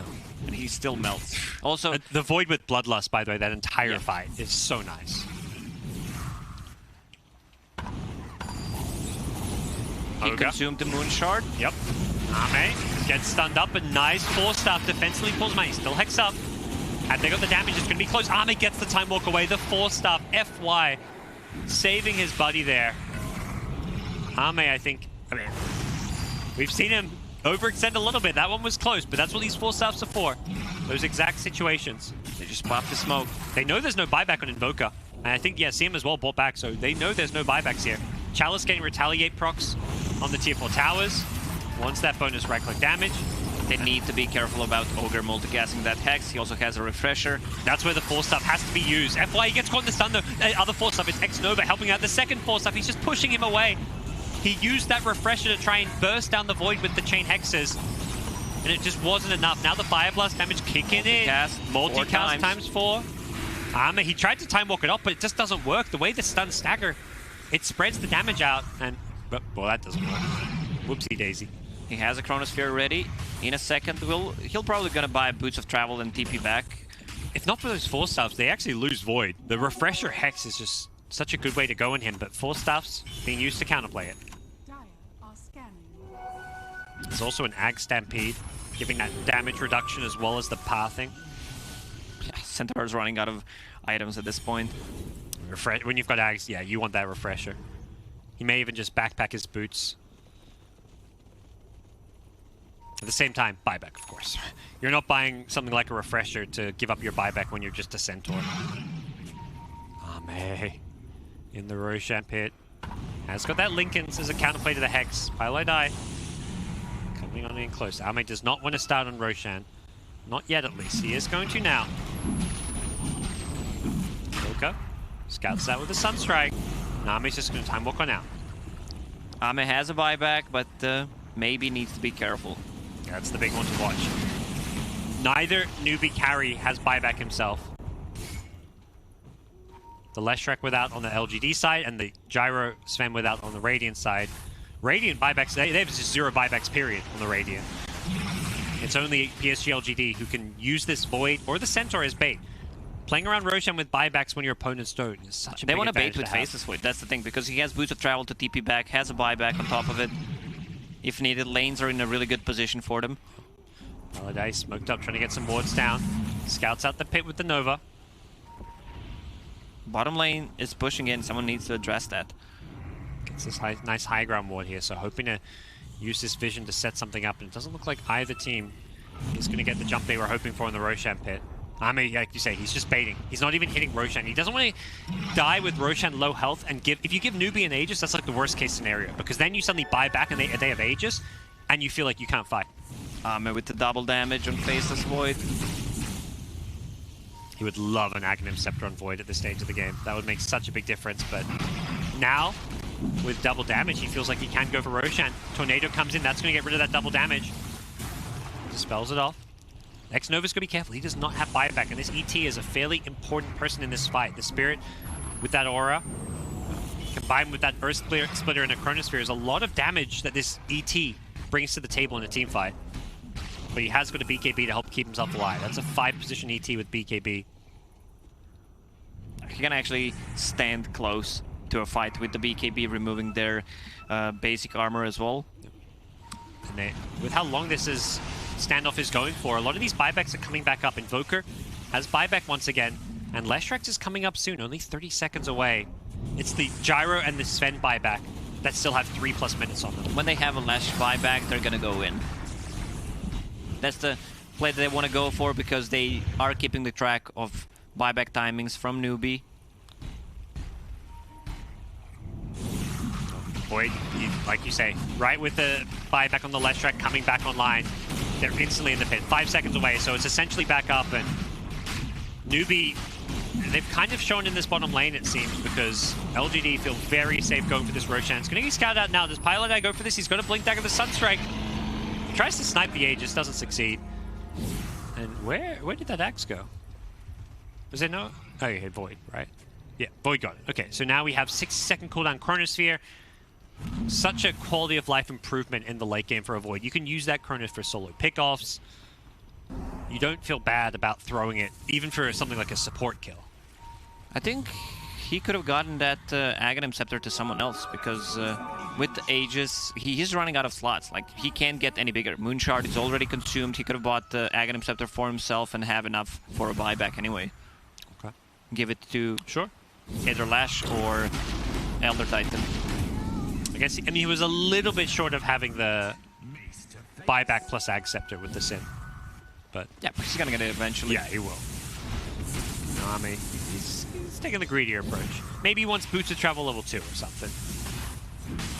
Refresher, like a backpack refresher even. There's definitely some, you know, crazy late game possibilities, but where's the refresher at? Okay, no, Leshrax has his own refresher.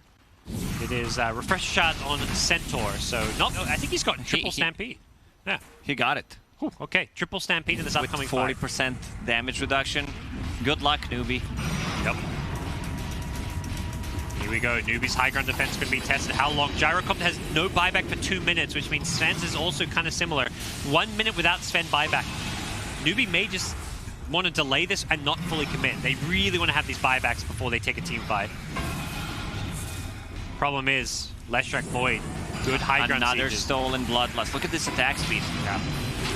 Such a good spell to have, using that high ground vision. FY just says, okay, let's go something new. Rocket Bright, nah, don't like it. Deafening Blast, okay.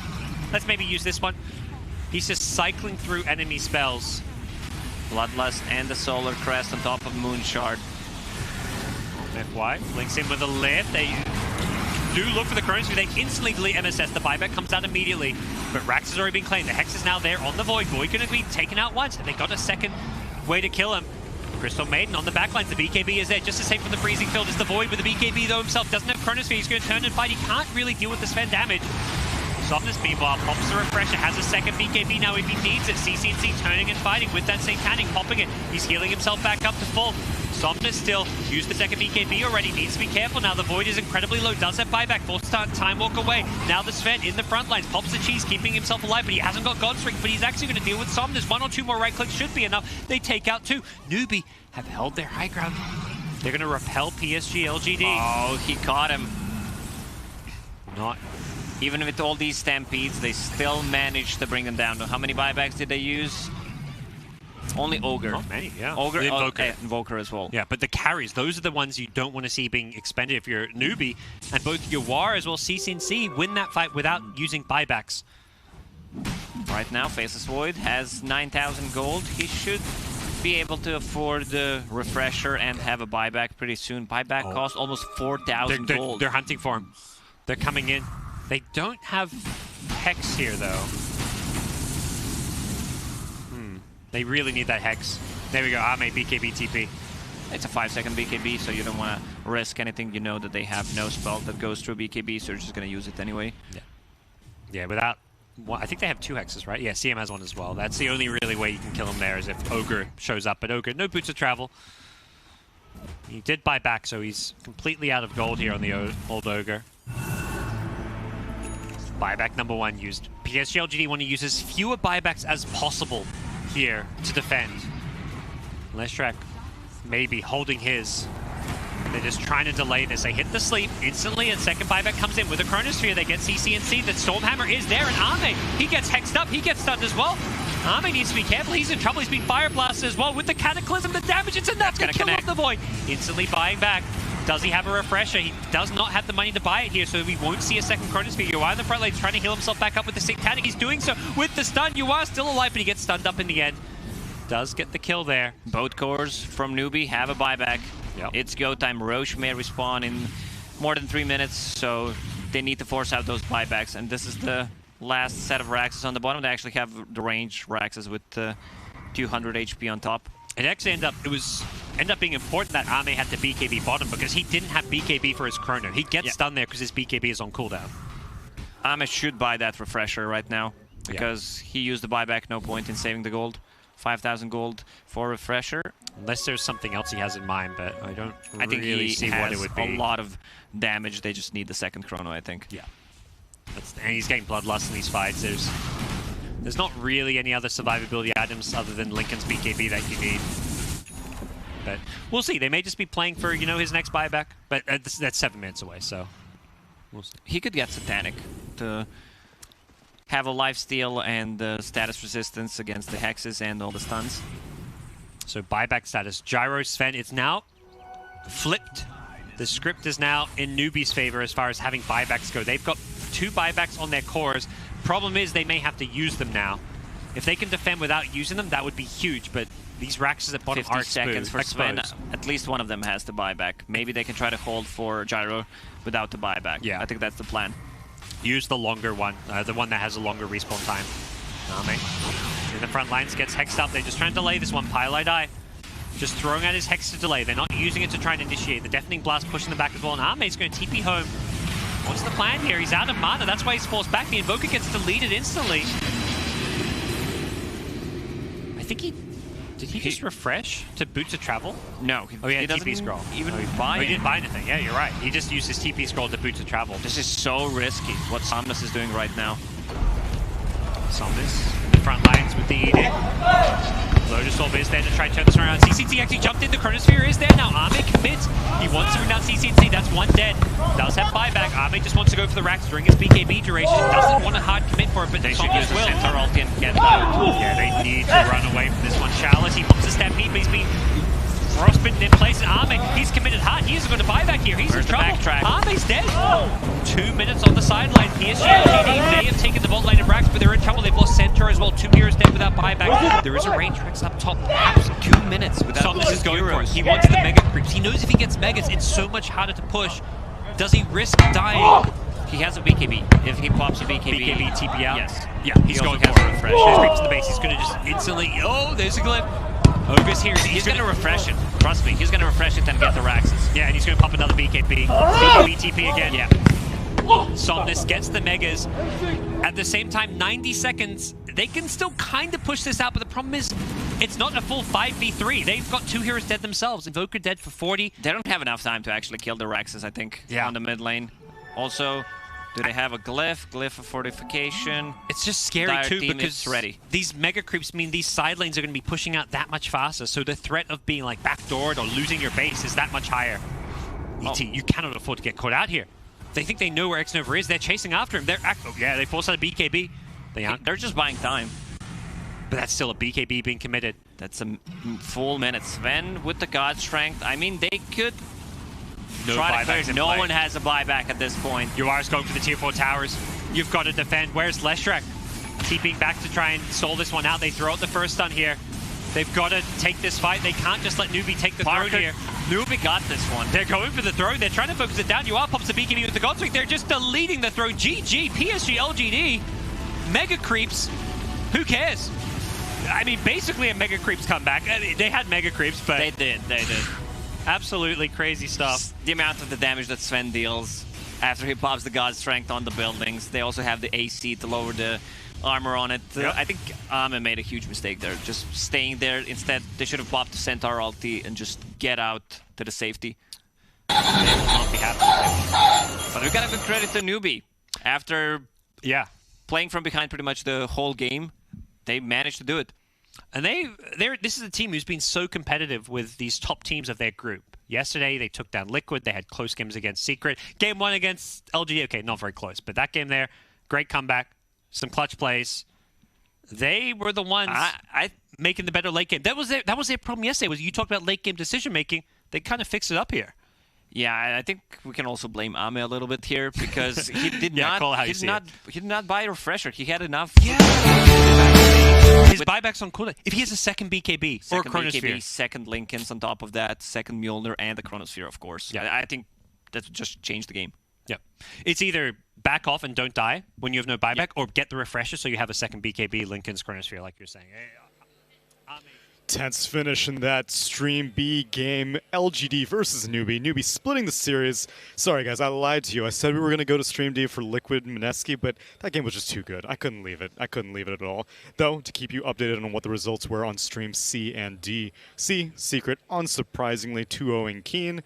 And Liquid splitting the series with Mineski. If you're wondering what happened during that game, Liquid just won pretty quick and easy. It was around 25 minutes, Liquid able to split the series. Last series remaining on this second string of matches is TNC versus Alliance on Stream A. Excuse me, Gabby just walks away as well. So they're fine. The pipe doing work for them there. Pretty dangerous if you have to start without your Void, though. The pipe is so valuable against this team right here. Don't tell them. Just walk right past. They jump over them. This was the team with Aegis that was supposed to be making the moves, but TNC somehow outfight them. The murder of Tim's. And they will at least secure something, too, because one of the things that's going to be frustrating is that even when you win that fight, there's nothing to gain, but there was still a Tier 1 tower in that mid lane, and no way chance they were going to defend that without their two big controllers of the team fight in the Faceless Void and Sand King. Dude, they just know this ward. I think. Wait, no. Did they announce spotting? He can't see the high ground one. He threw out the Stroke of Fate. Yeah. Onto it? Did he? Yeah. Huh. But I guess he didn't see it. Huh. Strange. But the good vision in the area there by TNC to place the ward up on the high ground that is going to spot all of this movement by Alliance if they step over a little bit further to the right. Mickey, Chronosphere's available. Who do they find? Good old Cuckoo. He's recovering. Oh my god. Speaking of recover, all right, we're good. I'm going to get a 4-staff now, guys. Yeah. Don't worry about it. All of their vision right now for TNC is just so good. Like, they see all of the Lions right now. Oh my god. Yep, there's one good D ward, though, from Insania. Investment made back 1.0 times. Perfect. Well, money. Yeah, it's perfect. I see. The money one. I got like it. That. It's good. Found some combos. Tim's, again. He's like, all right, you want to play this game? How do you know my friends aren't lurking again? Well, they have an idea, and Tim's going to die, but meanwhile, off to the side, Gabby has found Insania. They get the Chronosphere off, but is it going to be enough? The jump forward, they find the stun, follow-up coming as the Grimstroke shows up. Mickey trying to run away, but Gabby just blinks out. Quick but fine. Oh, he's coming. He's taking a lot of damage, but he has another blink, and it's that long range. Cuckoo fell off the web chased. Too. If he can make this happen, he still has the Aegis. And Armel shows up. All the spiders doing a nice bit of damage. He has Echo Slam available, but Armel does not want to take that chance. Yeah, Gabby's just too low to re-engage there. Even with the BKB and the ulti, he says, no thank you. The scan hit, but now no longer. Yeah, Armel has the Blink Dagger too. Oh, Tiger the Yules. Yeah, and the root, they've got him caught. His root's going to wear off in a second. Might be able to jump away. The Echo Almost goes for it all, but it wasn't enough. Man, if he got that Fisher off, Tiger was done. Yeah. Gabby, in the meantime, has continued to reign at the top of the net worth chart. Hoping his team didn't see that solo shrine right there. It's like, well, what? Huh? Oh, I misclicked. Oh, is he going for Mickey? Silence, but not able to get there in time.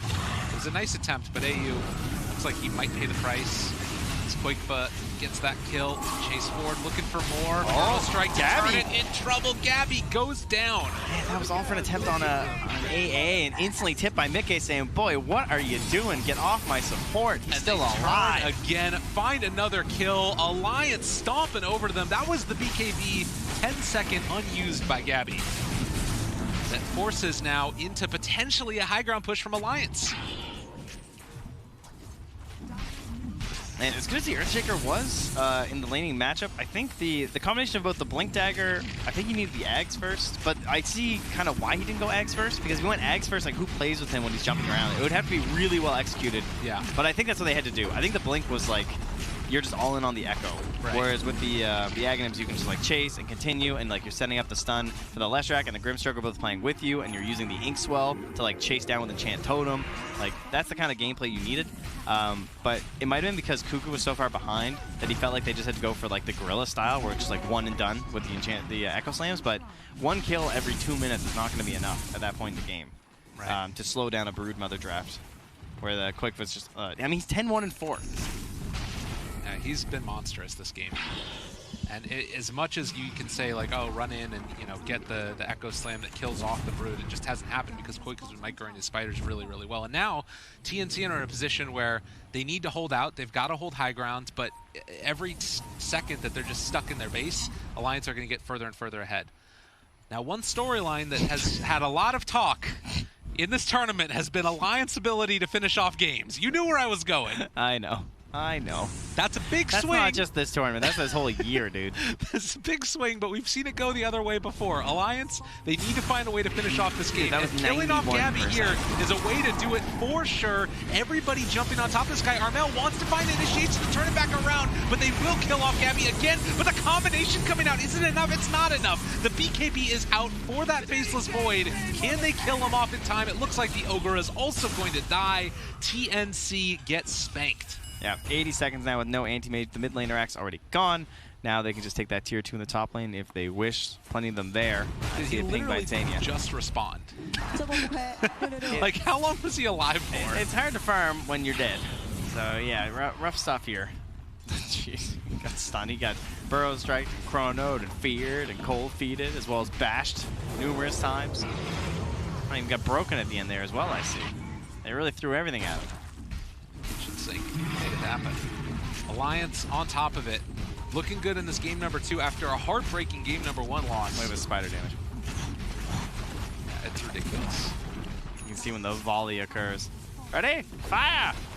Knock! Shoot! That's pretty much it.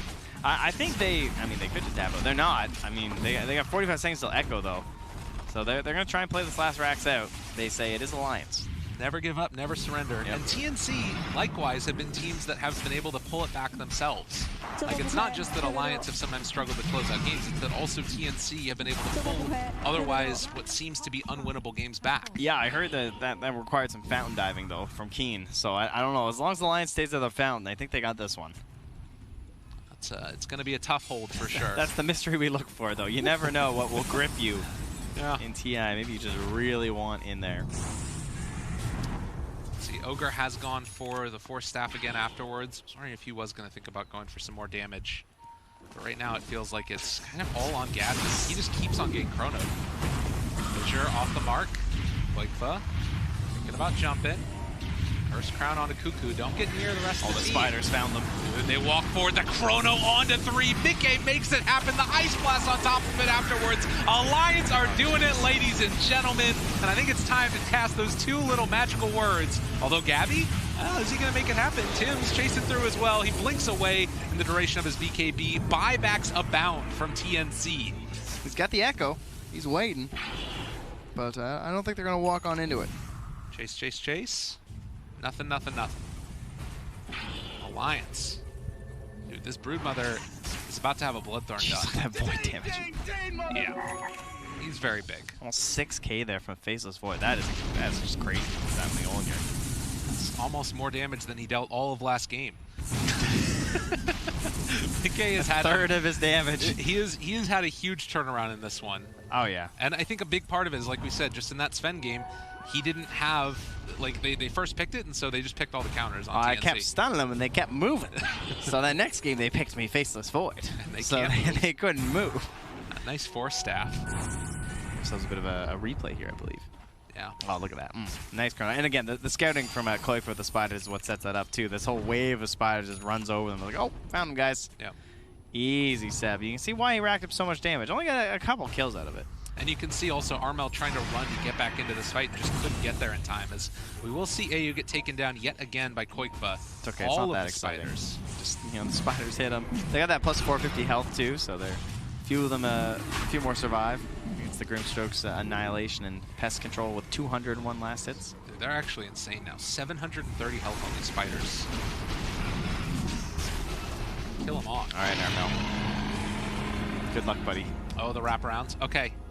Let's see. I mean, you know what the game plan is. Get the Echo. Get the Echo onto several. Cuckoo shows up for a second. Mickey looking. Oh, he knew. Yeah. Had the read. TNC going to back off, head home. If they manage to find a really nice Echo onto that Void, that's the way that you take that fight. Well, then you're echoing an Aegis, so I don't think so. That's a fair point. Yeah. That's a fair point. I guess they just need to kite it out and wait. It feels like Alliance are the ones that are in complete and total control of this game. 23,000 net worth up. Mickey, Silver Edge. Oh, he got him. And it looks like he will be able to find and kill off this anti-mage. Stun through Fissure. Fear lasts too long. And AM dead. He was so close to buyback. 150 gold. It's hard to believe how much damage he's doing when he took the attack speed talent. Like, he skipped over it, rather, for that Time Walk. As you can see, he's just like Time Walk and chronoing and not even worrying about that. Yeah. But I guess he did take the 70 Time Lock damage, at the very least, from when he hits those. Build attack speed, more chances for Bash. Turns out Mjolnir is a pretty good damage item. Alright, what can they do here? Force Staff.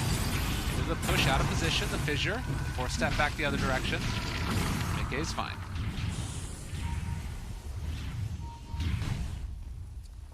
And with that, AM able to get buyback again.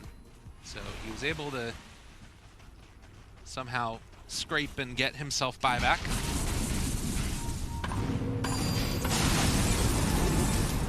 He's toying with him. I mean, he's got the cheese, too, if anything looks remotely dangerous for himself.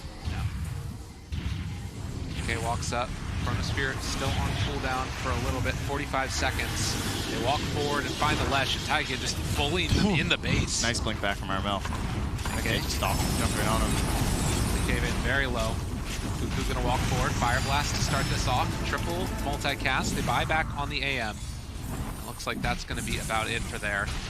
Aegis still 2.5 minutes left before it's going to be reclaimed. They're very happy that they did not lose that Aegis. He got pretty low. If you lose that Aegis without the Echo Slam, that does again open the door ever so slightly for the side of TNC. Yeah. But now he's just regenning back up there in the jungle a little bit and coming back in. Wants to try and make something happen here. Koik was just like, zoom. I'll be there soon, guys. Now, Burrow strike onto Cuckoo. Rooted, chased. Has a force staff, but he's still stunned for a little while now. Doesn't have buyback. He's just dead. They can't do it. Going low ground. He's trying to create an opportunity, right, for Armel, but they just didn't see it. Now with Chrono up, they can just jump on Gabby if they want to. Still a long time until the Aegis is going to be reclaimed. Foxy walking forward, decide to force onto him. Mickey can jump forward if they want. Chronosphere connect immediately onto both of them. How are those two together? GG is called, and that'll do it. Ladies and gentlemen, Alliance pull it back. I could sense. Able to go 1-1 against TNC. Told you in game one. It was not over. Alliance were going to look way better next game. Yeah. And they certainly did, man. That Broodmother was relentless. They did not wait for the 10th pick. They're like, we're taking this 8th. Take 2 more heroes. We don't care. I mean, it was a really good Brood game, right? Like, at that point in time, they had picked, what was it, Ogre first, and then Indalesh, so they knew that they were going to have a decent time with it, and they banned out the Kunkka too. It works. I would prefer the Tiny. That's Yes. what I'm going to say. I think that the Tiny, one way to look at it is that he doesn't have cooldowns. Because Broodmother, she just wants to get these spiders and she wants to farm the whole jungle. And so when you have the Earthshaker and you let's say you go and you dunk her and you kill her, Right. she comes back and there's 2 free minutes where you basically can't kill her. Yeah. Whereas the Tiny, you kill her once, you can just chase her. You see the little pool of spires, you toss the tree at it, you're going to get at least half of them if they have the double group thing where they just split them like that. Yeah. So I really would have preferred that for TNC, and if not, at least the Aghanims, and they just had to play a lot faster. But Cuckoo got really shut down because they were forced to try lane to protect their AM. Yeah. And then the Earthshaker just wasn't enough in the mid game to carry things through. It's that type of thing where it feels like Alliance, when they get their heroes, when they get the drafts that they're comfortable playing, they look like an entirely different team. When they get pulled out of their comfort zone, that's when things get a little bit screwy. I like the stuns. I like the stuns too. Stuns are good. They kept stunning them. That's and then what they were talking died. about at the summit. They kept saying stuns are good, and Stunning heroes, stunning game, stunning performance. TNC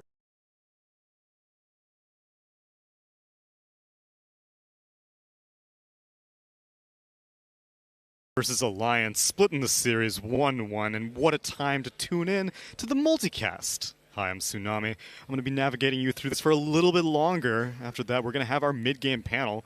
If you stick around for a little bit while, we'll be able to talk about all the results from the first half of the day. But to let you know what's going on in the other streams, on Stream B, we've got Virtus Pro versus Na'Vi. It's a CIS showdown.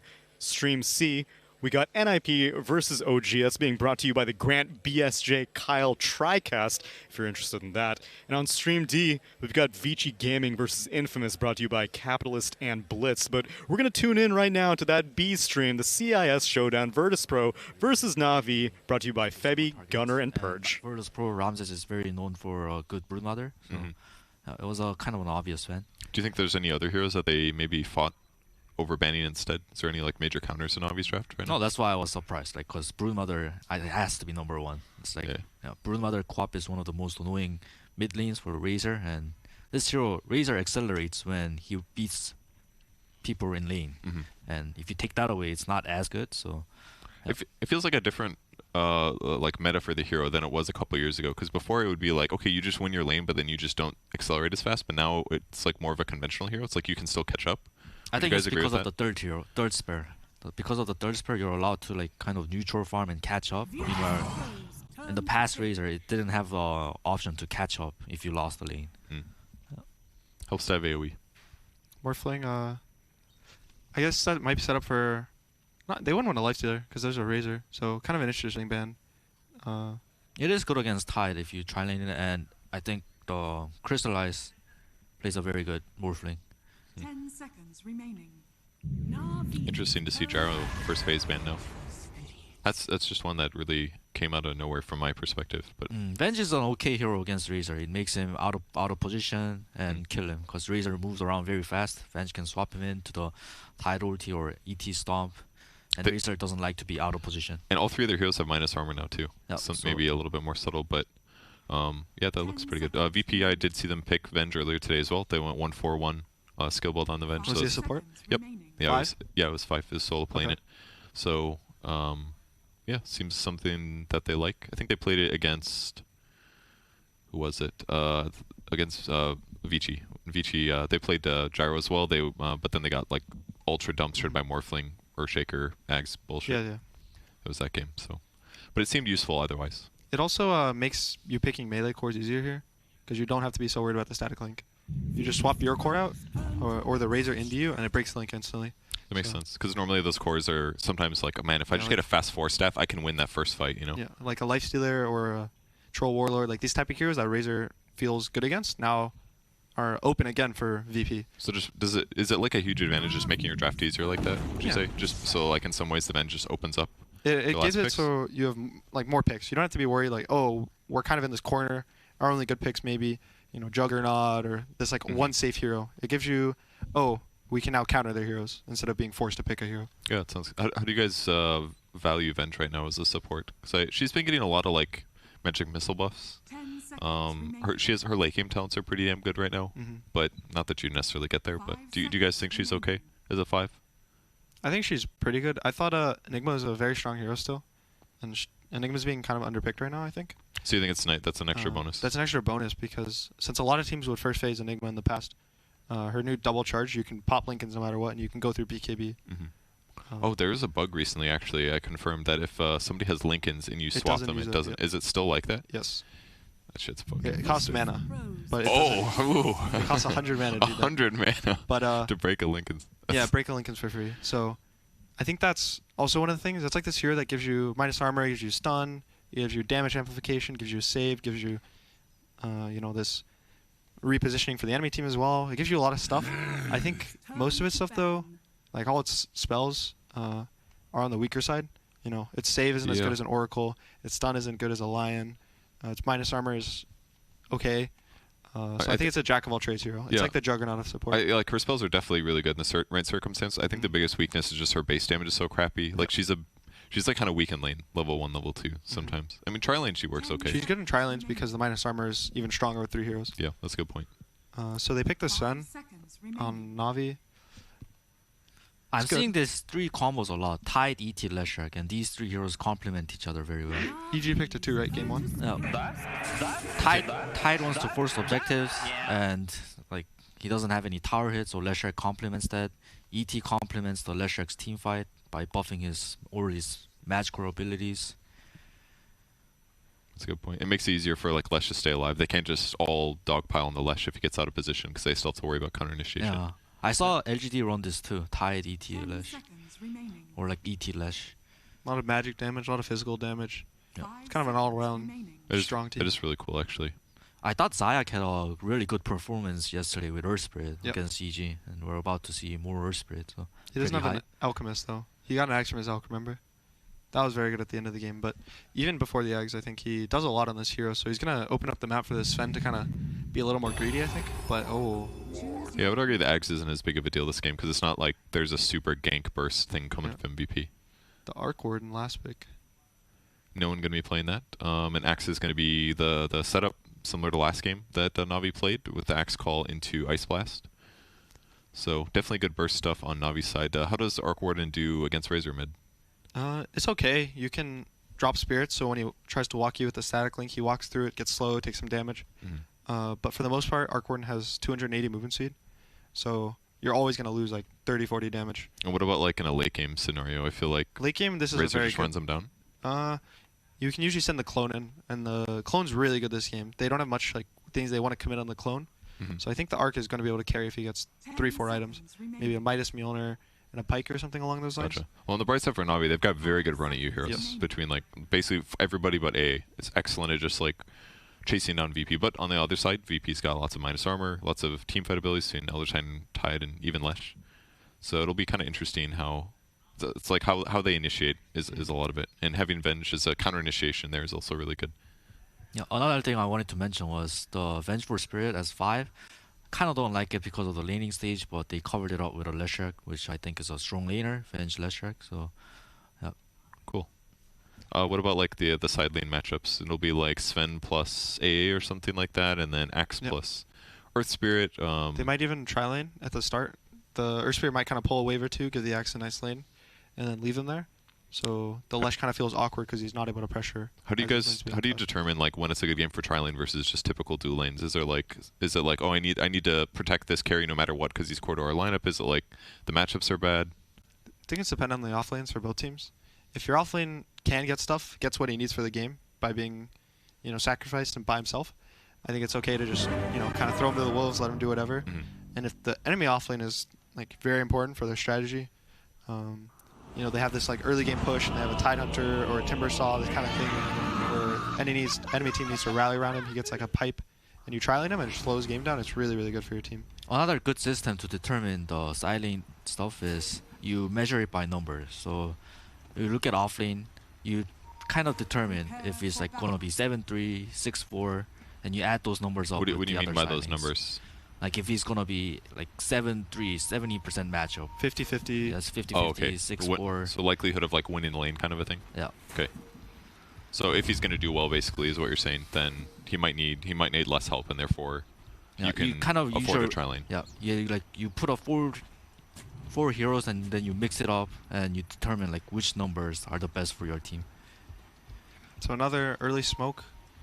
but there's already a ward down place, so if they pop up behind the trees, they're going to be seen. They might find Roger here. They're spotted by the ward now. Yeah.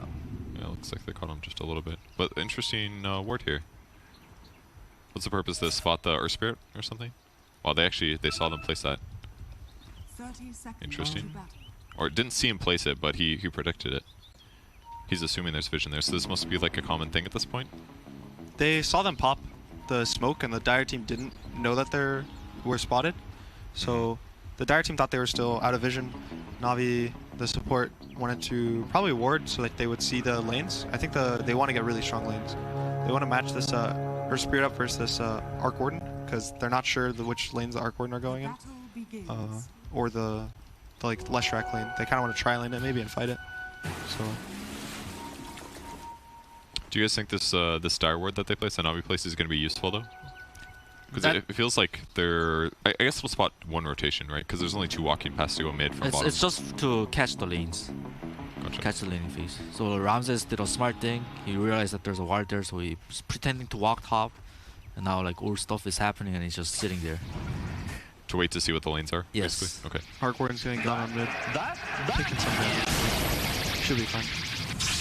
He'll be fine. 8 damage is enough to last it, right? Yep, but he lost 54 damage, which is kind of crucial. He's gonna miss a lot of last hit. Yeah, they're gonna kind of dual lane mid for now, I think. Give this... Both sides want their mid to get an advantage in the lane. The Arc Warden wants to be able to, like, kind of sit there. He gets really strong at level 6. He gets double the spells, and they get 2 times as powerful.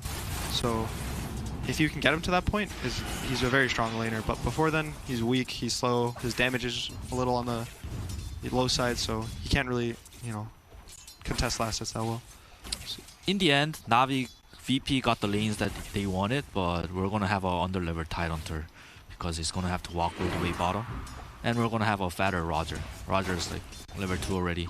He's getting solo XP. This doesn't happen in my pub games ever, but when I watch it happen in pro games, I get really excited because I'm just like, damn, I can get a free level at the start of the game. Yeah, for supports, it's pretty good. That's pretty nice. That looks like a first blood to me. Roger picks it up. Pretty easy kill. That was a nice stomp behind the trees. He had nowhere to go, so... Febby, that was your play-by-play moment. By the way, you failed. Oh, you guys got it. Okay. We had it. You have to get excited about it, dude. Come Scream. On. There's a chance that he lived somehow. Okay. Just gotta play that up. Any possibility, you gotta say maybe it could happen. 2-minute run, Soneko was kind of blocking the small camp and should be checking it bottom, which is haste. That was the old I'm body blocking it whenever that reality was the ward. Okay, he Solo's on top of it. Probably clicked on Soneko before he like walked up to sentry. Yep. I was gonna deny the haste. Mid lane's going kind of bad for the Arc Warden, like you said. Yep. He got denied a lot in the first, so a lot of range creep got denied. Yeah, and it is a Razor.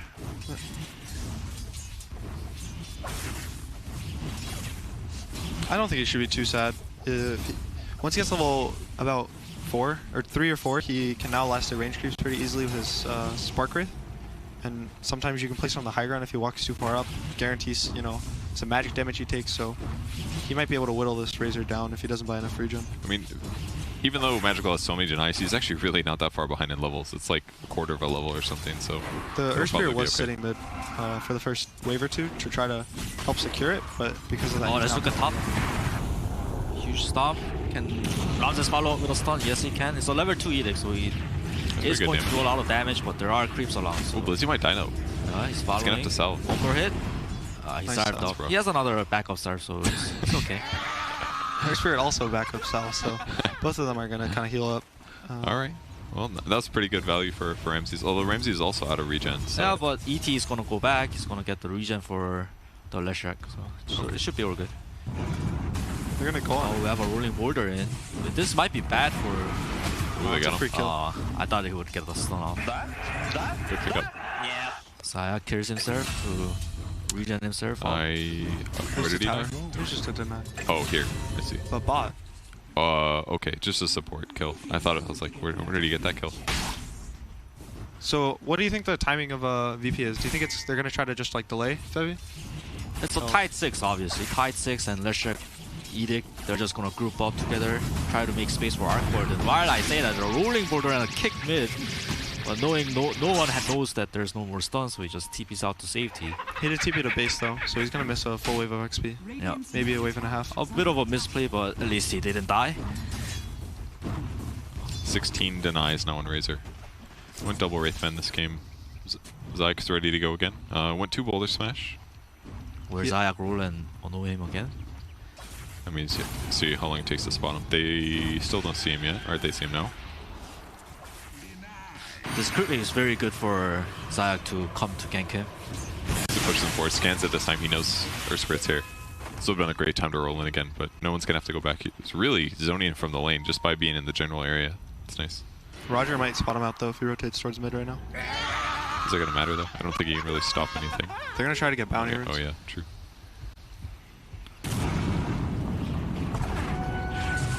Blizzy in trouble, Edict though. is doing a lot of damage. There's nothing near it. Blizzy misses a core, but a Nice beautiful stomp. Stomp and a slow, and they get the kill. Right? On this side, they end up killing A again. Hope you guys don't have Snake on your fantasy. It's not accomplished much this game. 0-3-0, having a rough one. One last hit though. This is a classic support gameplay. You want to get some wards down, you want to get bounties for your team. You're trying to, you know, elevate your team's map awareness, and, you know, because of that you lose your own map awareness, and sometimes you just go down. AA already having a low armor, Tide negates armor, and Venge also minuses the armor. The Anchor Smash does a lot of damage to A. It's like -8 armor with the the gush and wave of terror, so it's a lot of damage. Doesn't help that A is pretty slow too. Yeah, he's gonna have a rough one, that's for sure. Yeah, the Sven's having a nice lane, 28 and 4. Both him and the Razor, both cores of Na'Vi are having really good lanes. I don't know if they're gonna be able to kind of rotate into being able to pressure the map. I think they're gonna want to try to farm. They're going on Sven, but can they kill it though? He should be fine. Yeah, he should be fine. I like what Blizzy is doing up top. He gave up the lane against the Leshrac and he kind of came to the VP's triangle to steal the stacks. He only stole like 1 stack, but I like it. It's better than contesting Ramses in lane, right? Yeah. They're going to try to contest him right now before the Leshrac hits 6. It looks like. You mean murder? Yes. They'll try. Can Zayak I mean, surely hit they his have this rolling kill, border? right? Ramsey should be fine. Got the Maybe if he edict off. jukes. Is this enough? There should be a big juke right now. The wand and the stun. You guys playing this one up for the viewers? Because that guy looks super dead. I don't know what you guys are talking about. I mean, it's like Sven stun, easy setup, guaranteed rolling bowler. That was a lot of damage. He's only level 5 Leshrac. I mean, he didn't even have like a bracer. He's a bracer now. I don't think he did before, did he? No, he didn't. Yeah, that's why. Oh, look at Roger's position. He might solo kill, get a solo kill on Zayak here. Oh, the Killing spirit last spree hit, already. dude. Wow. The 50 damage for the He's kill. got a really early phases too. So he feels very happy from like the musical chairs that VP did. Yeah, him sitting bot for those first 2 waves. A lot of levers and a lot of gold. He's got 3 kills already at 7 minutes. That's crazy. Yeah. Cool thing about phase boot CT, the spirit gets the movement speed when you press the phase boots and you Astral Spirit. So you just gotta phase and then cast Astral, right? Yes. So you're still getting like the benefits of having a Tranquil hypothetically. Yeah. With the extra benefits of the rundown. So. And the armor. Guys, Yeah, you know I yeah, wouldn't yeah, bother like- you unless I got big news for you. It's Tsunami. You're watching the multicast. Just want to let you know what else is happening on the other stream. Stream A, Evil Geniuses just wrapped up their draft against RNG. Stream B that you were watching, VP No One just getting slapped around by Na'Vi. And then a Ravage comes out. Oh my gosh, this was a terrible time. It's all good. I'll let you know what's happening. Zayat's trying to roll out, gets collided with by Roger. He's going to go down. Anyway, that's all grand. Because what you need to know is that Ana is playing IO on Stream C. NIP versus OG. That's right. We've got a core IO on our hands. If you guys want to tune into that on Stream C. And on Stream D, it's Vici Gaming versus Infamous. But we're going to keep it locked on VP versus Na'Vi for right now on Stream B. His cores That's a word. don't utilize it that well, I think. His Arc Warden is the main one that will utilize it, but that's only going to be 20-30 minutes when the Arc wants to fight. That's a good point. So right now, he needs the stun for his Lesh and the W for his Lesh as well. Yeah, the, Going extra, on the Venge. the points are good anyways. Gonna come from the side. It's not gonna catch the Venge. I really like that Tide TP to the middle lane because all the Tide games that I've seen, they're just sitting in their lanes with their Ravage up until like 15-13 minutes, not using their Ravage. So really like that TP. Yeah, it really helps against Arc Warden who's getting dive. So no one's sitting at decent net worth. on his way towards his Midas. I mean, considering the fact that he got ganked and has had a hard lane, I think he's doing all right. Yeah. Blizzy looks like he has a lot of CS, but it's not that rich. Only is sitting on 200 gold with phase boots and Bracer. Because he got that stack, remember? So it's probably like satyrs and mud golems and stuff. Gotta pad the stats. Nothing's more beautiful than watching people kill stack camps, I think. But that also means that Navi is gonna have a pretty slow game because their game kind of plays around the Axe Blink. I'm not sure if they're favored in the slow game though. I think the Arc Warden with his Midas is gonna feel really good being able to not have to worry about being pressured around the map. We're having some 10-minute fight for the bounty runes here. Solo's gonna go down. Ramsey's gonna just back up. He can't contest that bounty rune. They're gonna go for 2 bounties. I mean, I would normally agree with you that that Axe Blink is super important, but considering they've got Earth Spirit for initiation, and even like Sven, like all these guys have phase boots basically, so they still have like good rundown, I would argue. It is, but Sven's just gonna AFK farm, and that's gonna rely on Earth Spirit to hit his rolling borders. I guess like Zayak does play a very good Earth Spirit, so he can hit it. But their VP's early game is really strong. The Tide. No swap needed. Oh god. What's his score now? 4? 5? Oh, 4. 0-4-1. So here's what we talked about early game during the pick ban phase. Tide ET, Tide, Leshrac working together. Tide has Ravage. Navi doesn't want to come defend this tower because of Ravage, and Ramses is like forcing the pressure that much faster with the Edict. How do you like the double bracer on Tide here? I feel like all Tides go like some version of Vlad's with phase, but instead he's just like basey double bracer. Is like raw HP's high, he's prioritized a little bit of Kraken Shell. I think it's because of the Leshrac. He knows that he doesn't have to get an early blink or Vlad's, he just has to tank off for the Leshrac. So he just like shows up the pushes basically and is front lines for the Lesh essentially. Yeah. Gives more magic resistance than that as well. Yeah, I think it makes sense with the Leshrac. AA and the Earth Spear and even some of the Razor's damage. That's true. Kind of mitigates. And you want to... The raw HP is really good against the Axe, so that it's harder for him to get a Culling Blade. That's really good. To be an even lower percentage. Right now, Navi is trying to take the bottom tower, but they are taking it very slow, and Tide doesn't have Ravage. Let's see if the VP wants to defend the bottom tier 1. Navi just scan and they don't catch anything. Ramsey's being bot, so after this 4, I believe they might start TPing. Mid tower, getting mid tower actually looks better, and I think that's what they're gonna do. They're just converting on the mid tower. Yeah, it looks like it. Yeah. Big AO. Catches all 3. They might not be scared. Earth Spirit might go in. Nah, that's not good. Kick hits on Ramsey, but they just trade the towers. Solos kind of watches as the tower falls. Screams at the AA. Could potentially get a swap to help his team fight. Magical going for drum build. Went for agility this game, not health.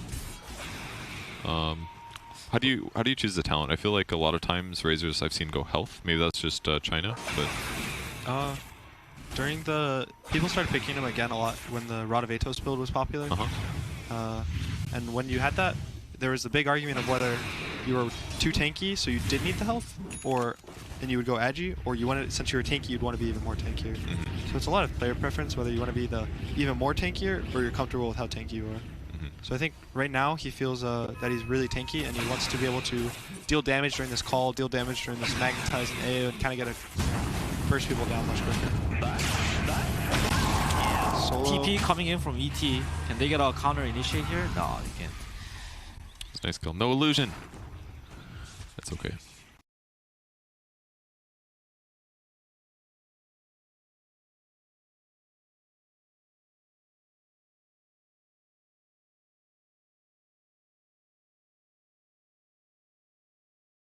A little bit of focus there, and Seneko gets some gold finally. Good for him. Is that a boots?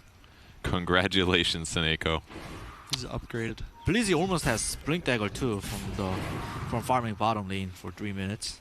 That's not bad. Man, this guy's got 10 regen per second. He's got no regen items. It's insane.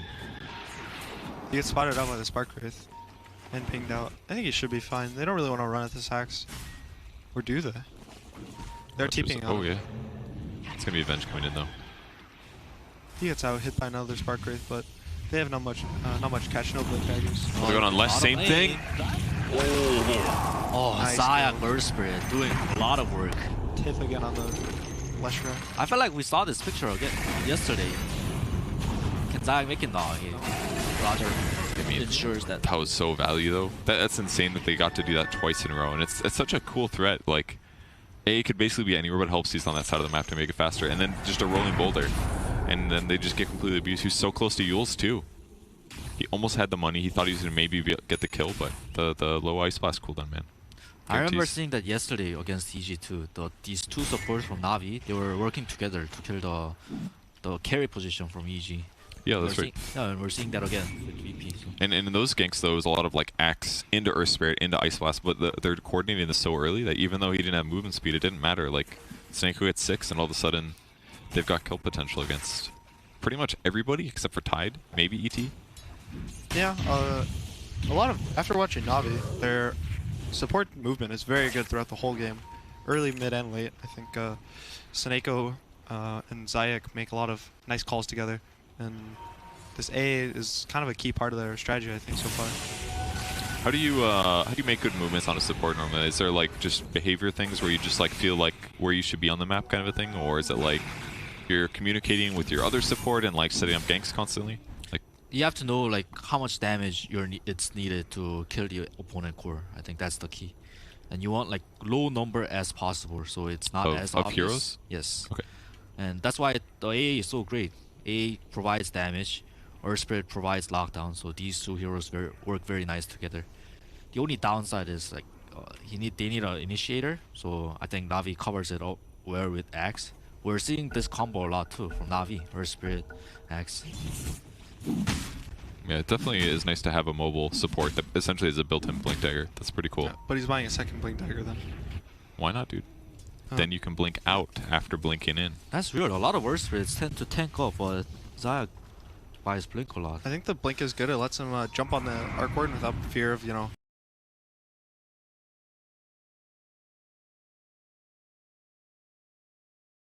missing his roll or anything. He sees him, he can instant blink, maybe even kick him back towards his team and then roll up, follow up.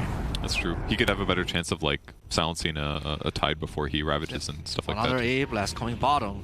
Will Roger step up? Yep. Oh, just tips it. Zayag and AA. Zayag and Snake are working together again. He's gonna die? That should be nice.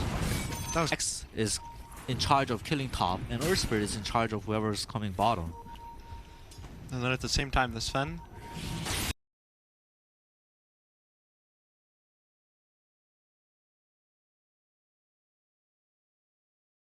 Have you even seen him this whole game? No. I don't. But that's because I'm a bad observer, but still. Yeah.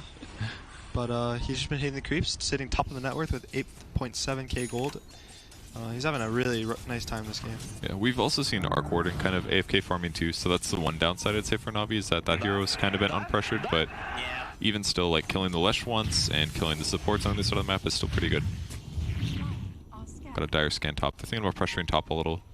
He wants a D ward up there, but I see he did.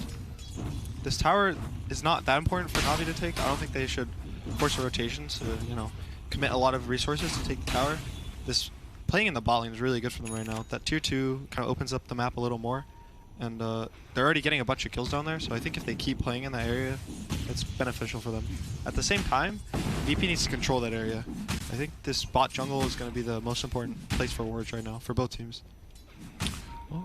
Love they're doing this City and Blizzy and Earth Spirit bottom. It's kind of similar of the same ganks they've done before, but Blizzy's hiding in. Yeah.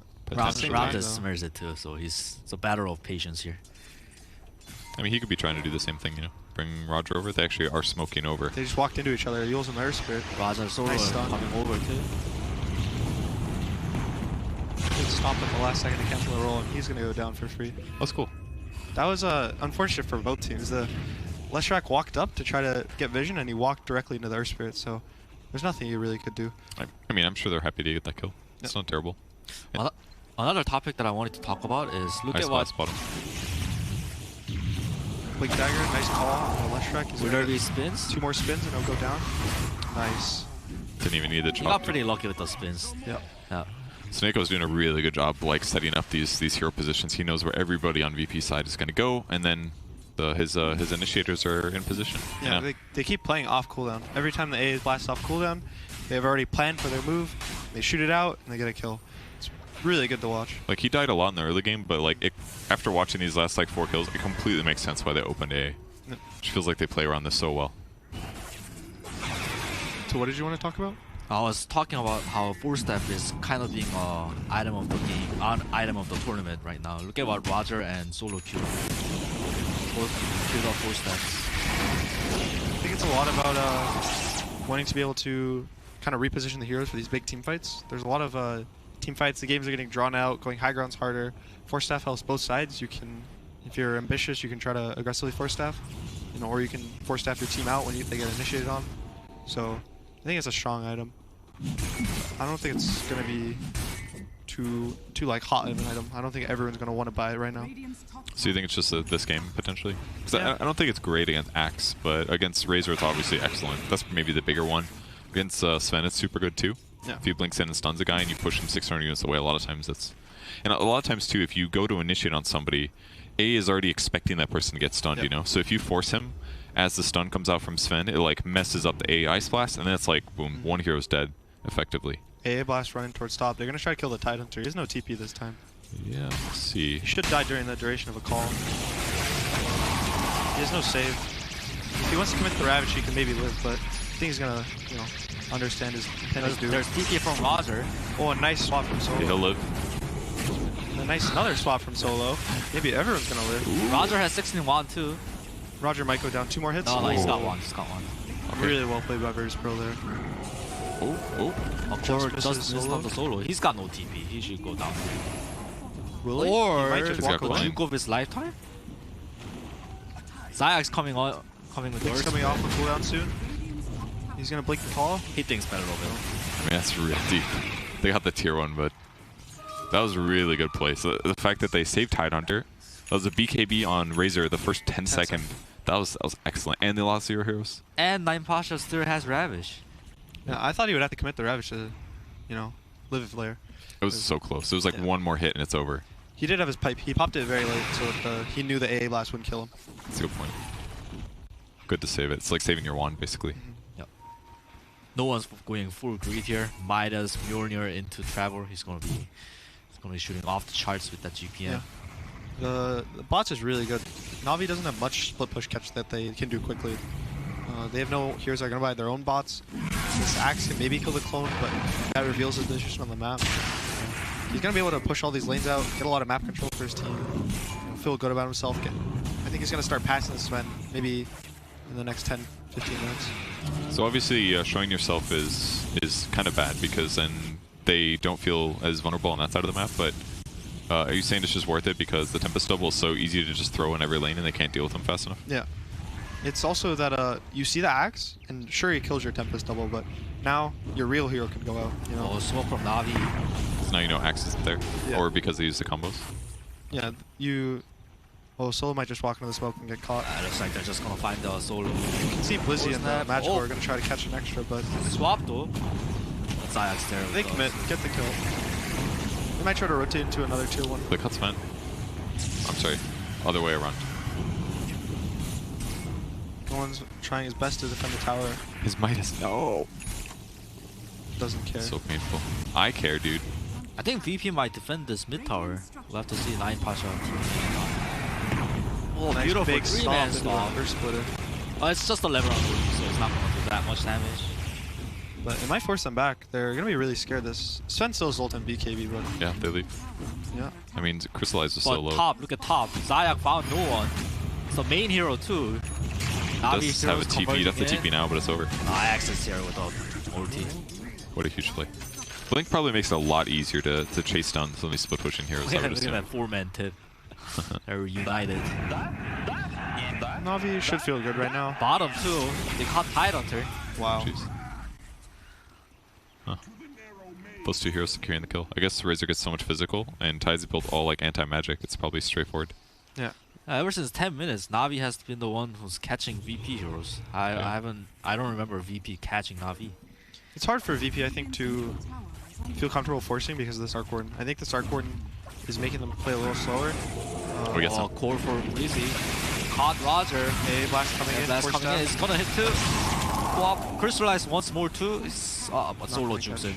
Dude, the phase on Axe is actually so cool. I love how he used it there. He blinked forward, gets the call, but then he phases away, so then the enemy hero just chases after him.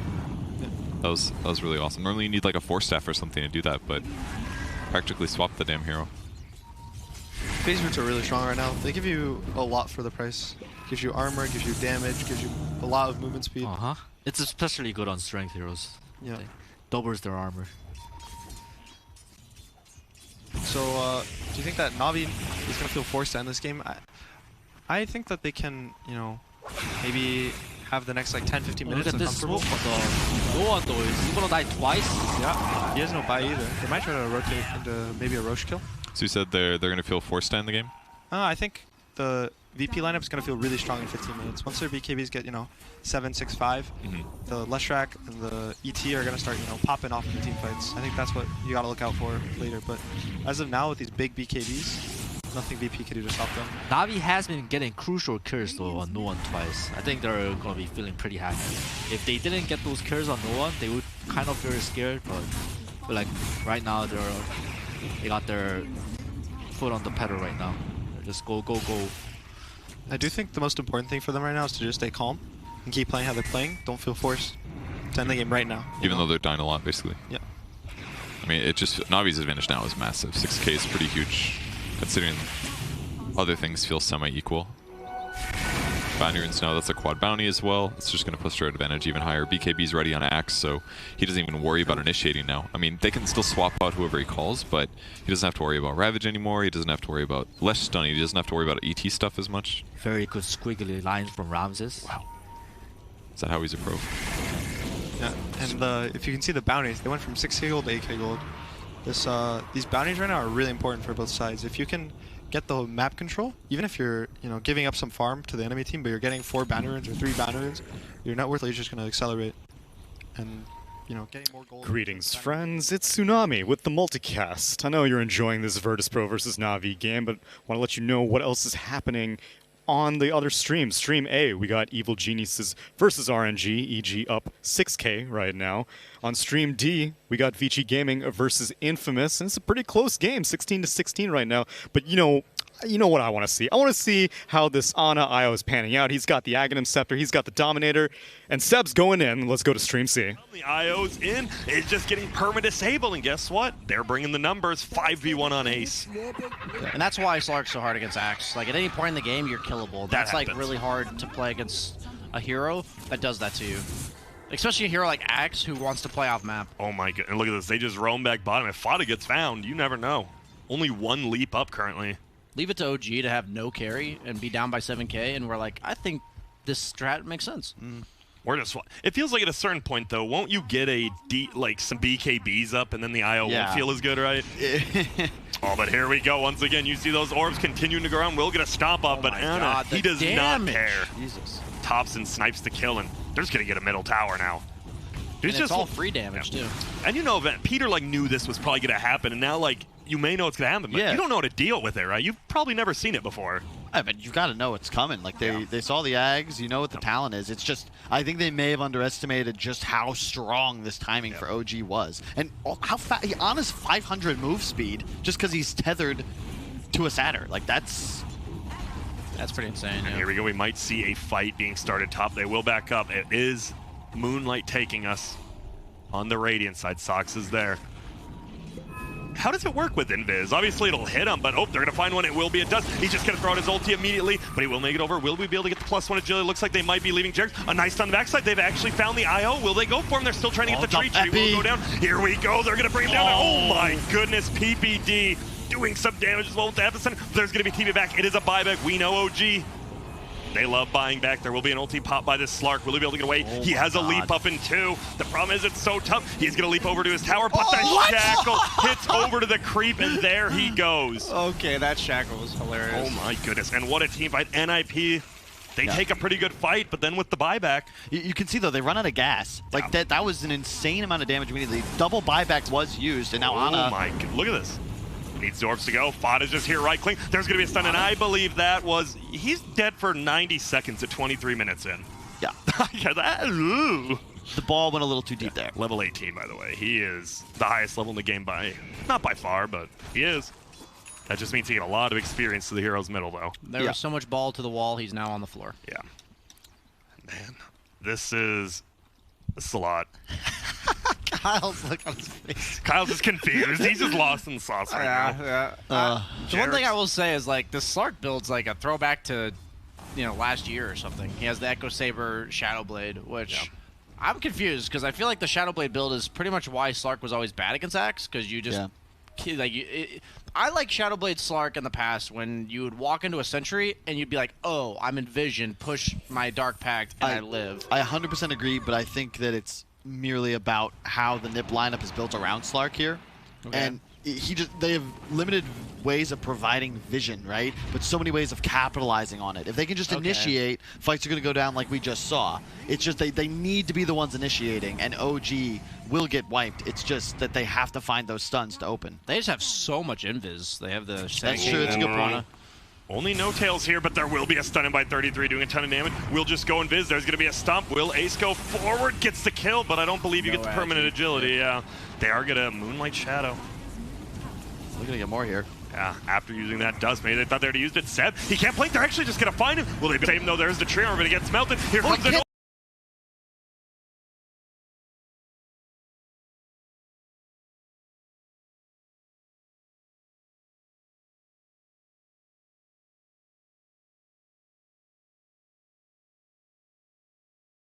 Leppy. 33, and oh my goodness, they're going in. They're doing a ton of damage. Anna, they know they've got to run him. He will get saved by the buyback of No Tail, though. Can they just bring him down? Still looks like they will. Ace just hitting him. They can't do it. He has a leap up. Will he make it over? Oh my goodness, he didn't. He's going for the TP. There's no way. The stun actually hits onto Anna, but it's not enough. Wait, did he get... I don't think he got the epi off. I'm not sure, but I know he cast it, but I think he might have blinked before. I think he might have. It looked like he was doing a lot of damage. I would love to, my friend.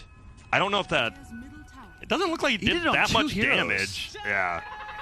I mean, that was casted, but I don't know if that means it was completed. You think you would have done a lot more with Veil plus an ulti. Yeah. He did on 2 heroes. Yeah. Huh. Dude, I just want to say Ana was like at 100 health and he just lived. The buyback from No Tail getting the save. The buyback of No Tail disruption into the tree armor, into the shrine. Like, look at this into the overgrowth. Uh-oh, Peter. Got to be careful. There's just an ulti. 33 misses the stun as well, and all of a sudden, there's a root on the backside on Fada as well. Peter is still alive. Thompson, he might be getting a little overly aggressive. Ana's here now. No, he's not. They're going to get a tower plus a kill. It's still a 7K lead, but you just feel this is. They're so fast, dude. There's 600 move speed on both heroes. They can't do anything. They're just running everyone down. 30, he's dead. This is so cloudy, man.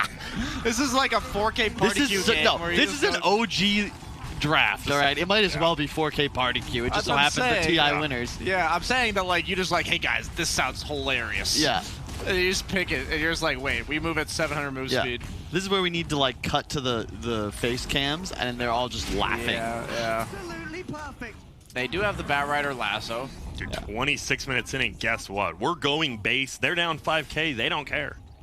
Look, NIP still, they have a clean draft. They can certainly win this game, but they've got to be more careful. Because OG, you can't try and fight Wind Ranger Wisp with like 2-3 heroes. You need to take fights as 5. And here we go. There's going to be a call. There's going to be a buyback from 33. Peter, he's already dead. He has a buyback as well. Do they want to commit? He could TP back to the shrine, but looks like they're going to be cool. Maybe not. Soxa, he's flying. That was literally Soul Catcher plus like 4 balls, and he just died.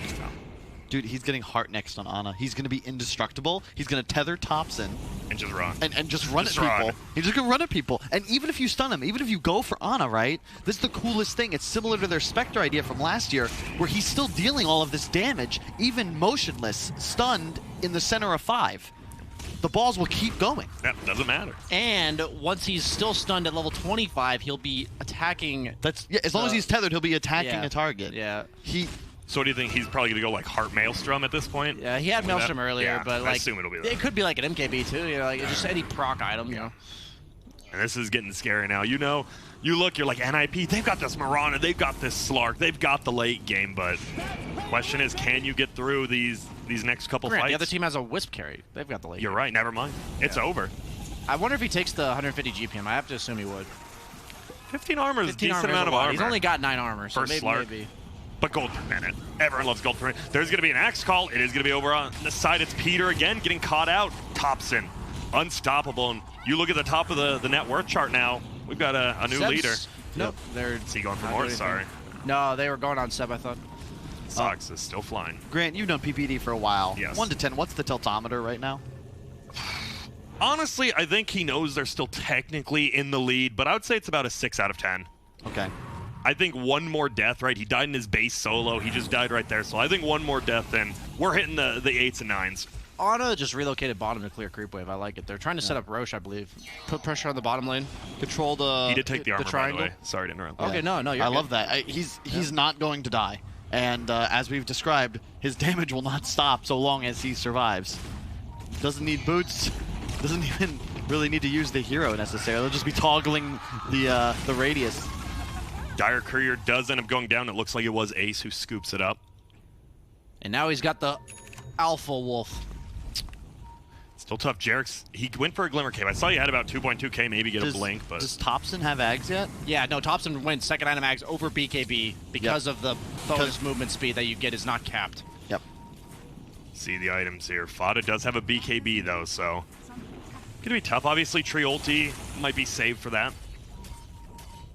And so when does this Slark, like, what do you want to do as this Slark now? You have this kind of little it is a different build that we've been seeing. Do you just wait for BKB and try to take another fight? Yeah. I'm not sure. I don't know if I like this build the way it's being played right now. This is going to be dangerous. I don't think he's strong enough to take this fight. Oh, here we go. Seb's one in. They're going to get a stun. They're going to get a catch on the backside as well from No-Tail. BKB blade and all pop by Seb. They're going to get a save on No-Tail onto himself. He has very little HP. Looks like he will just go down doing a lot of burn. Will Ana make it out? Yes. Makes it to the bottom of the cliff, though. It will be a kill on Sox. It's the dunk. Seb will have another call up in 2. Fada's here. BKB.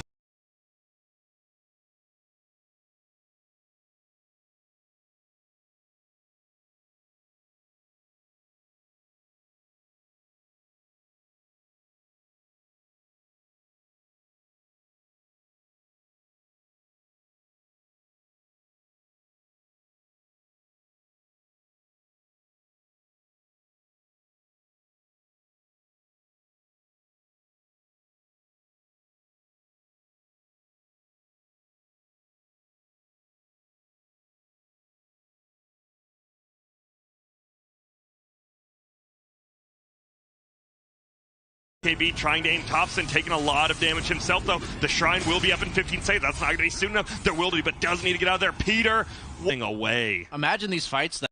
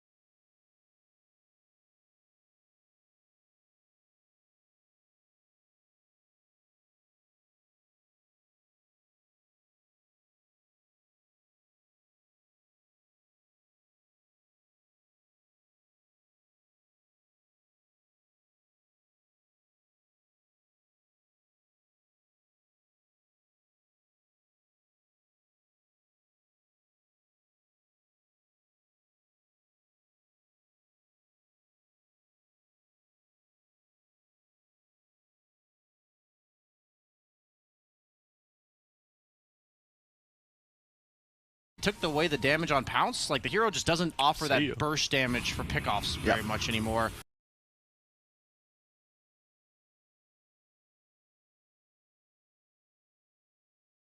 Hero on the map for a long time, and it just feels like he's had underwhelming impact so There is far. some big boy damage items coming out right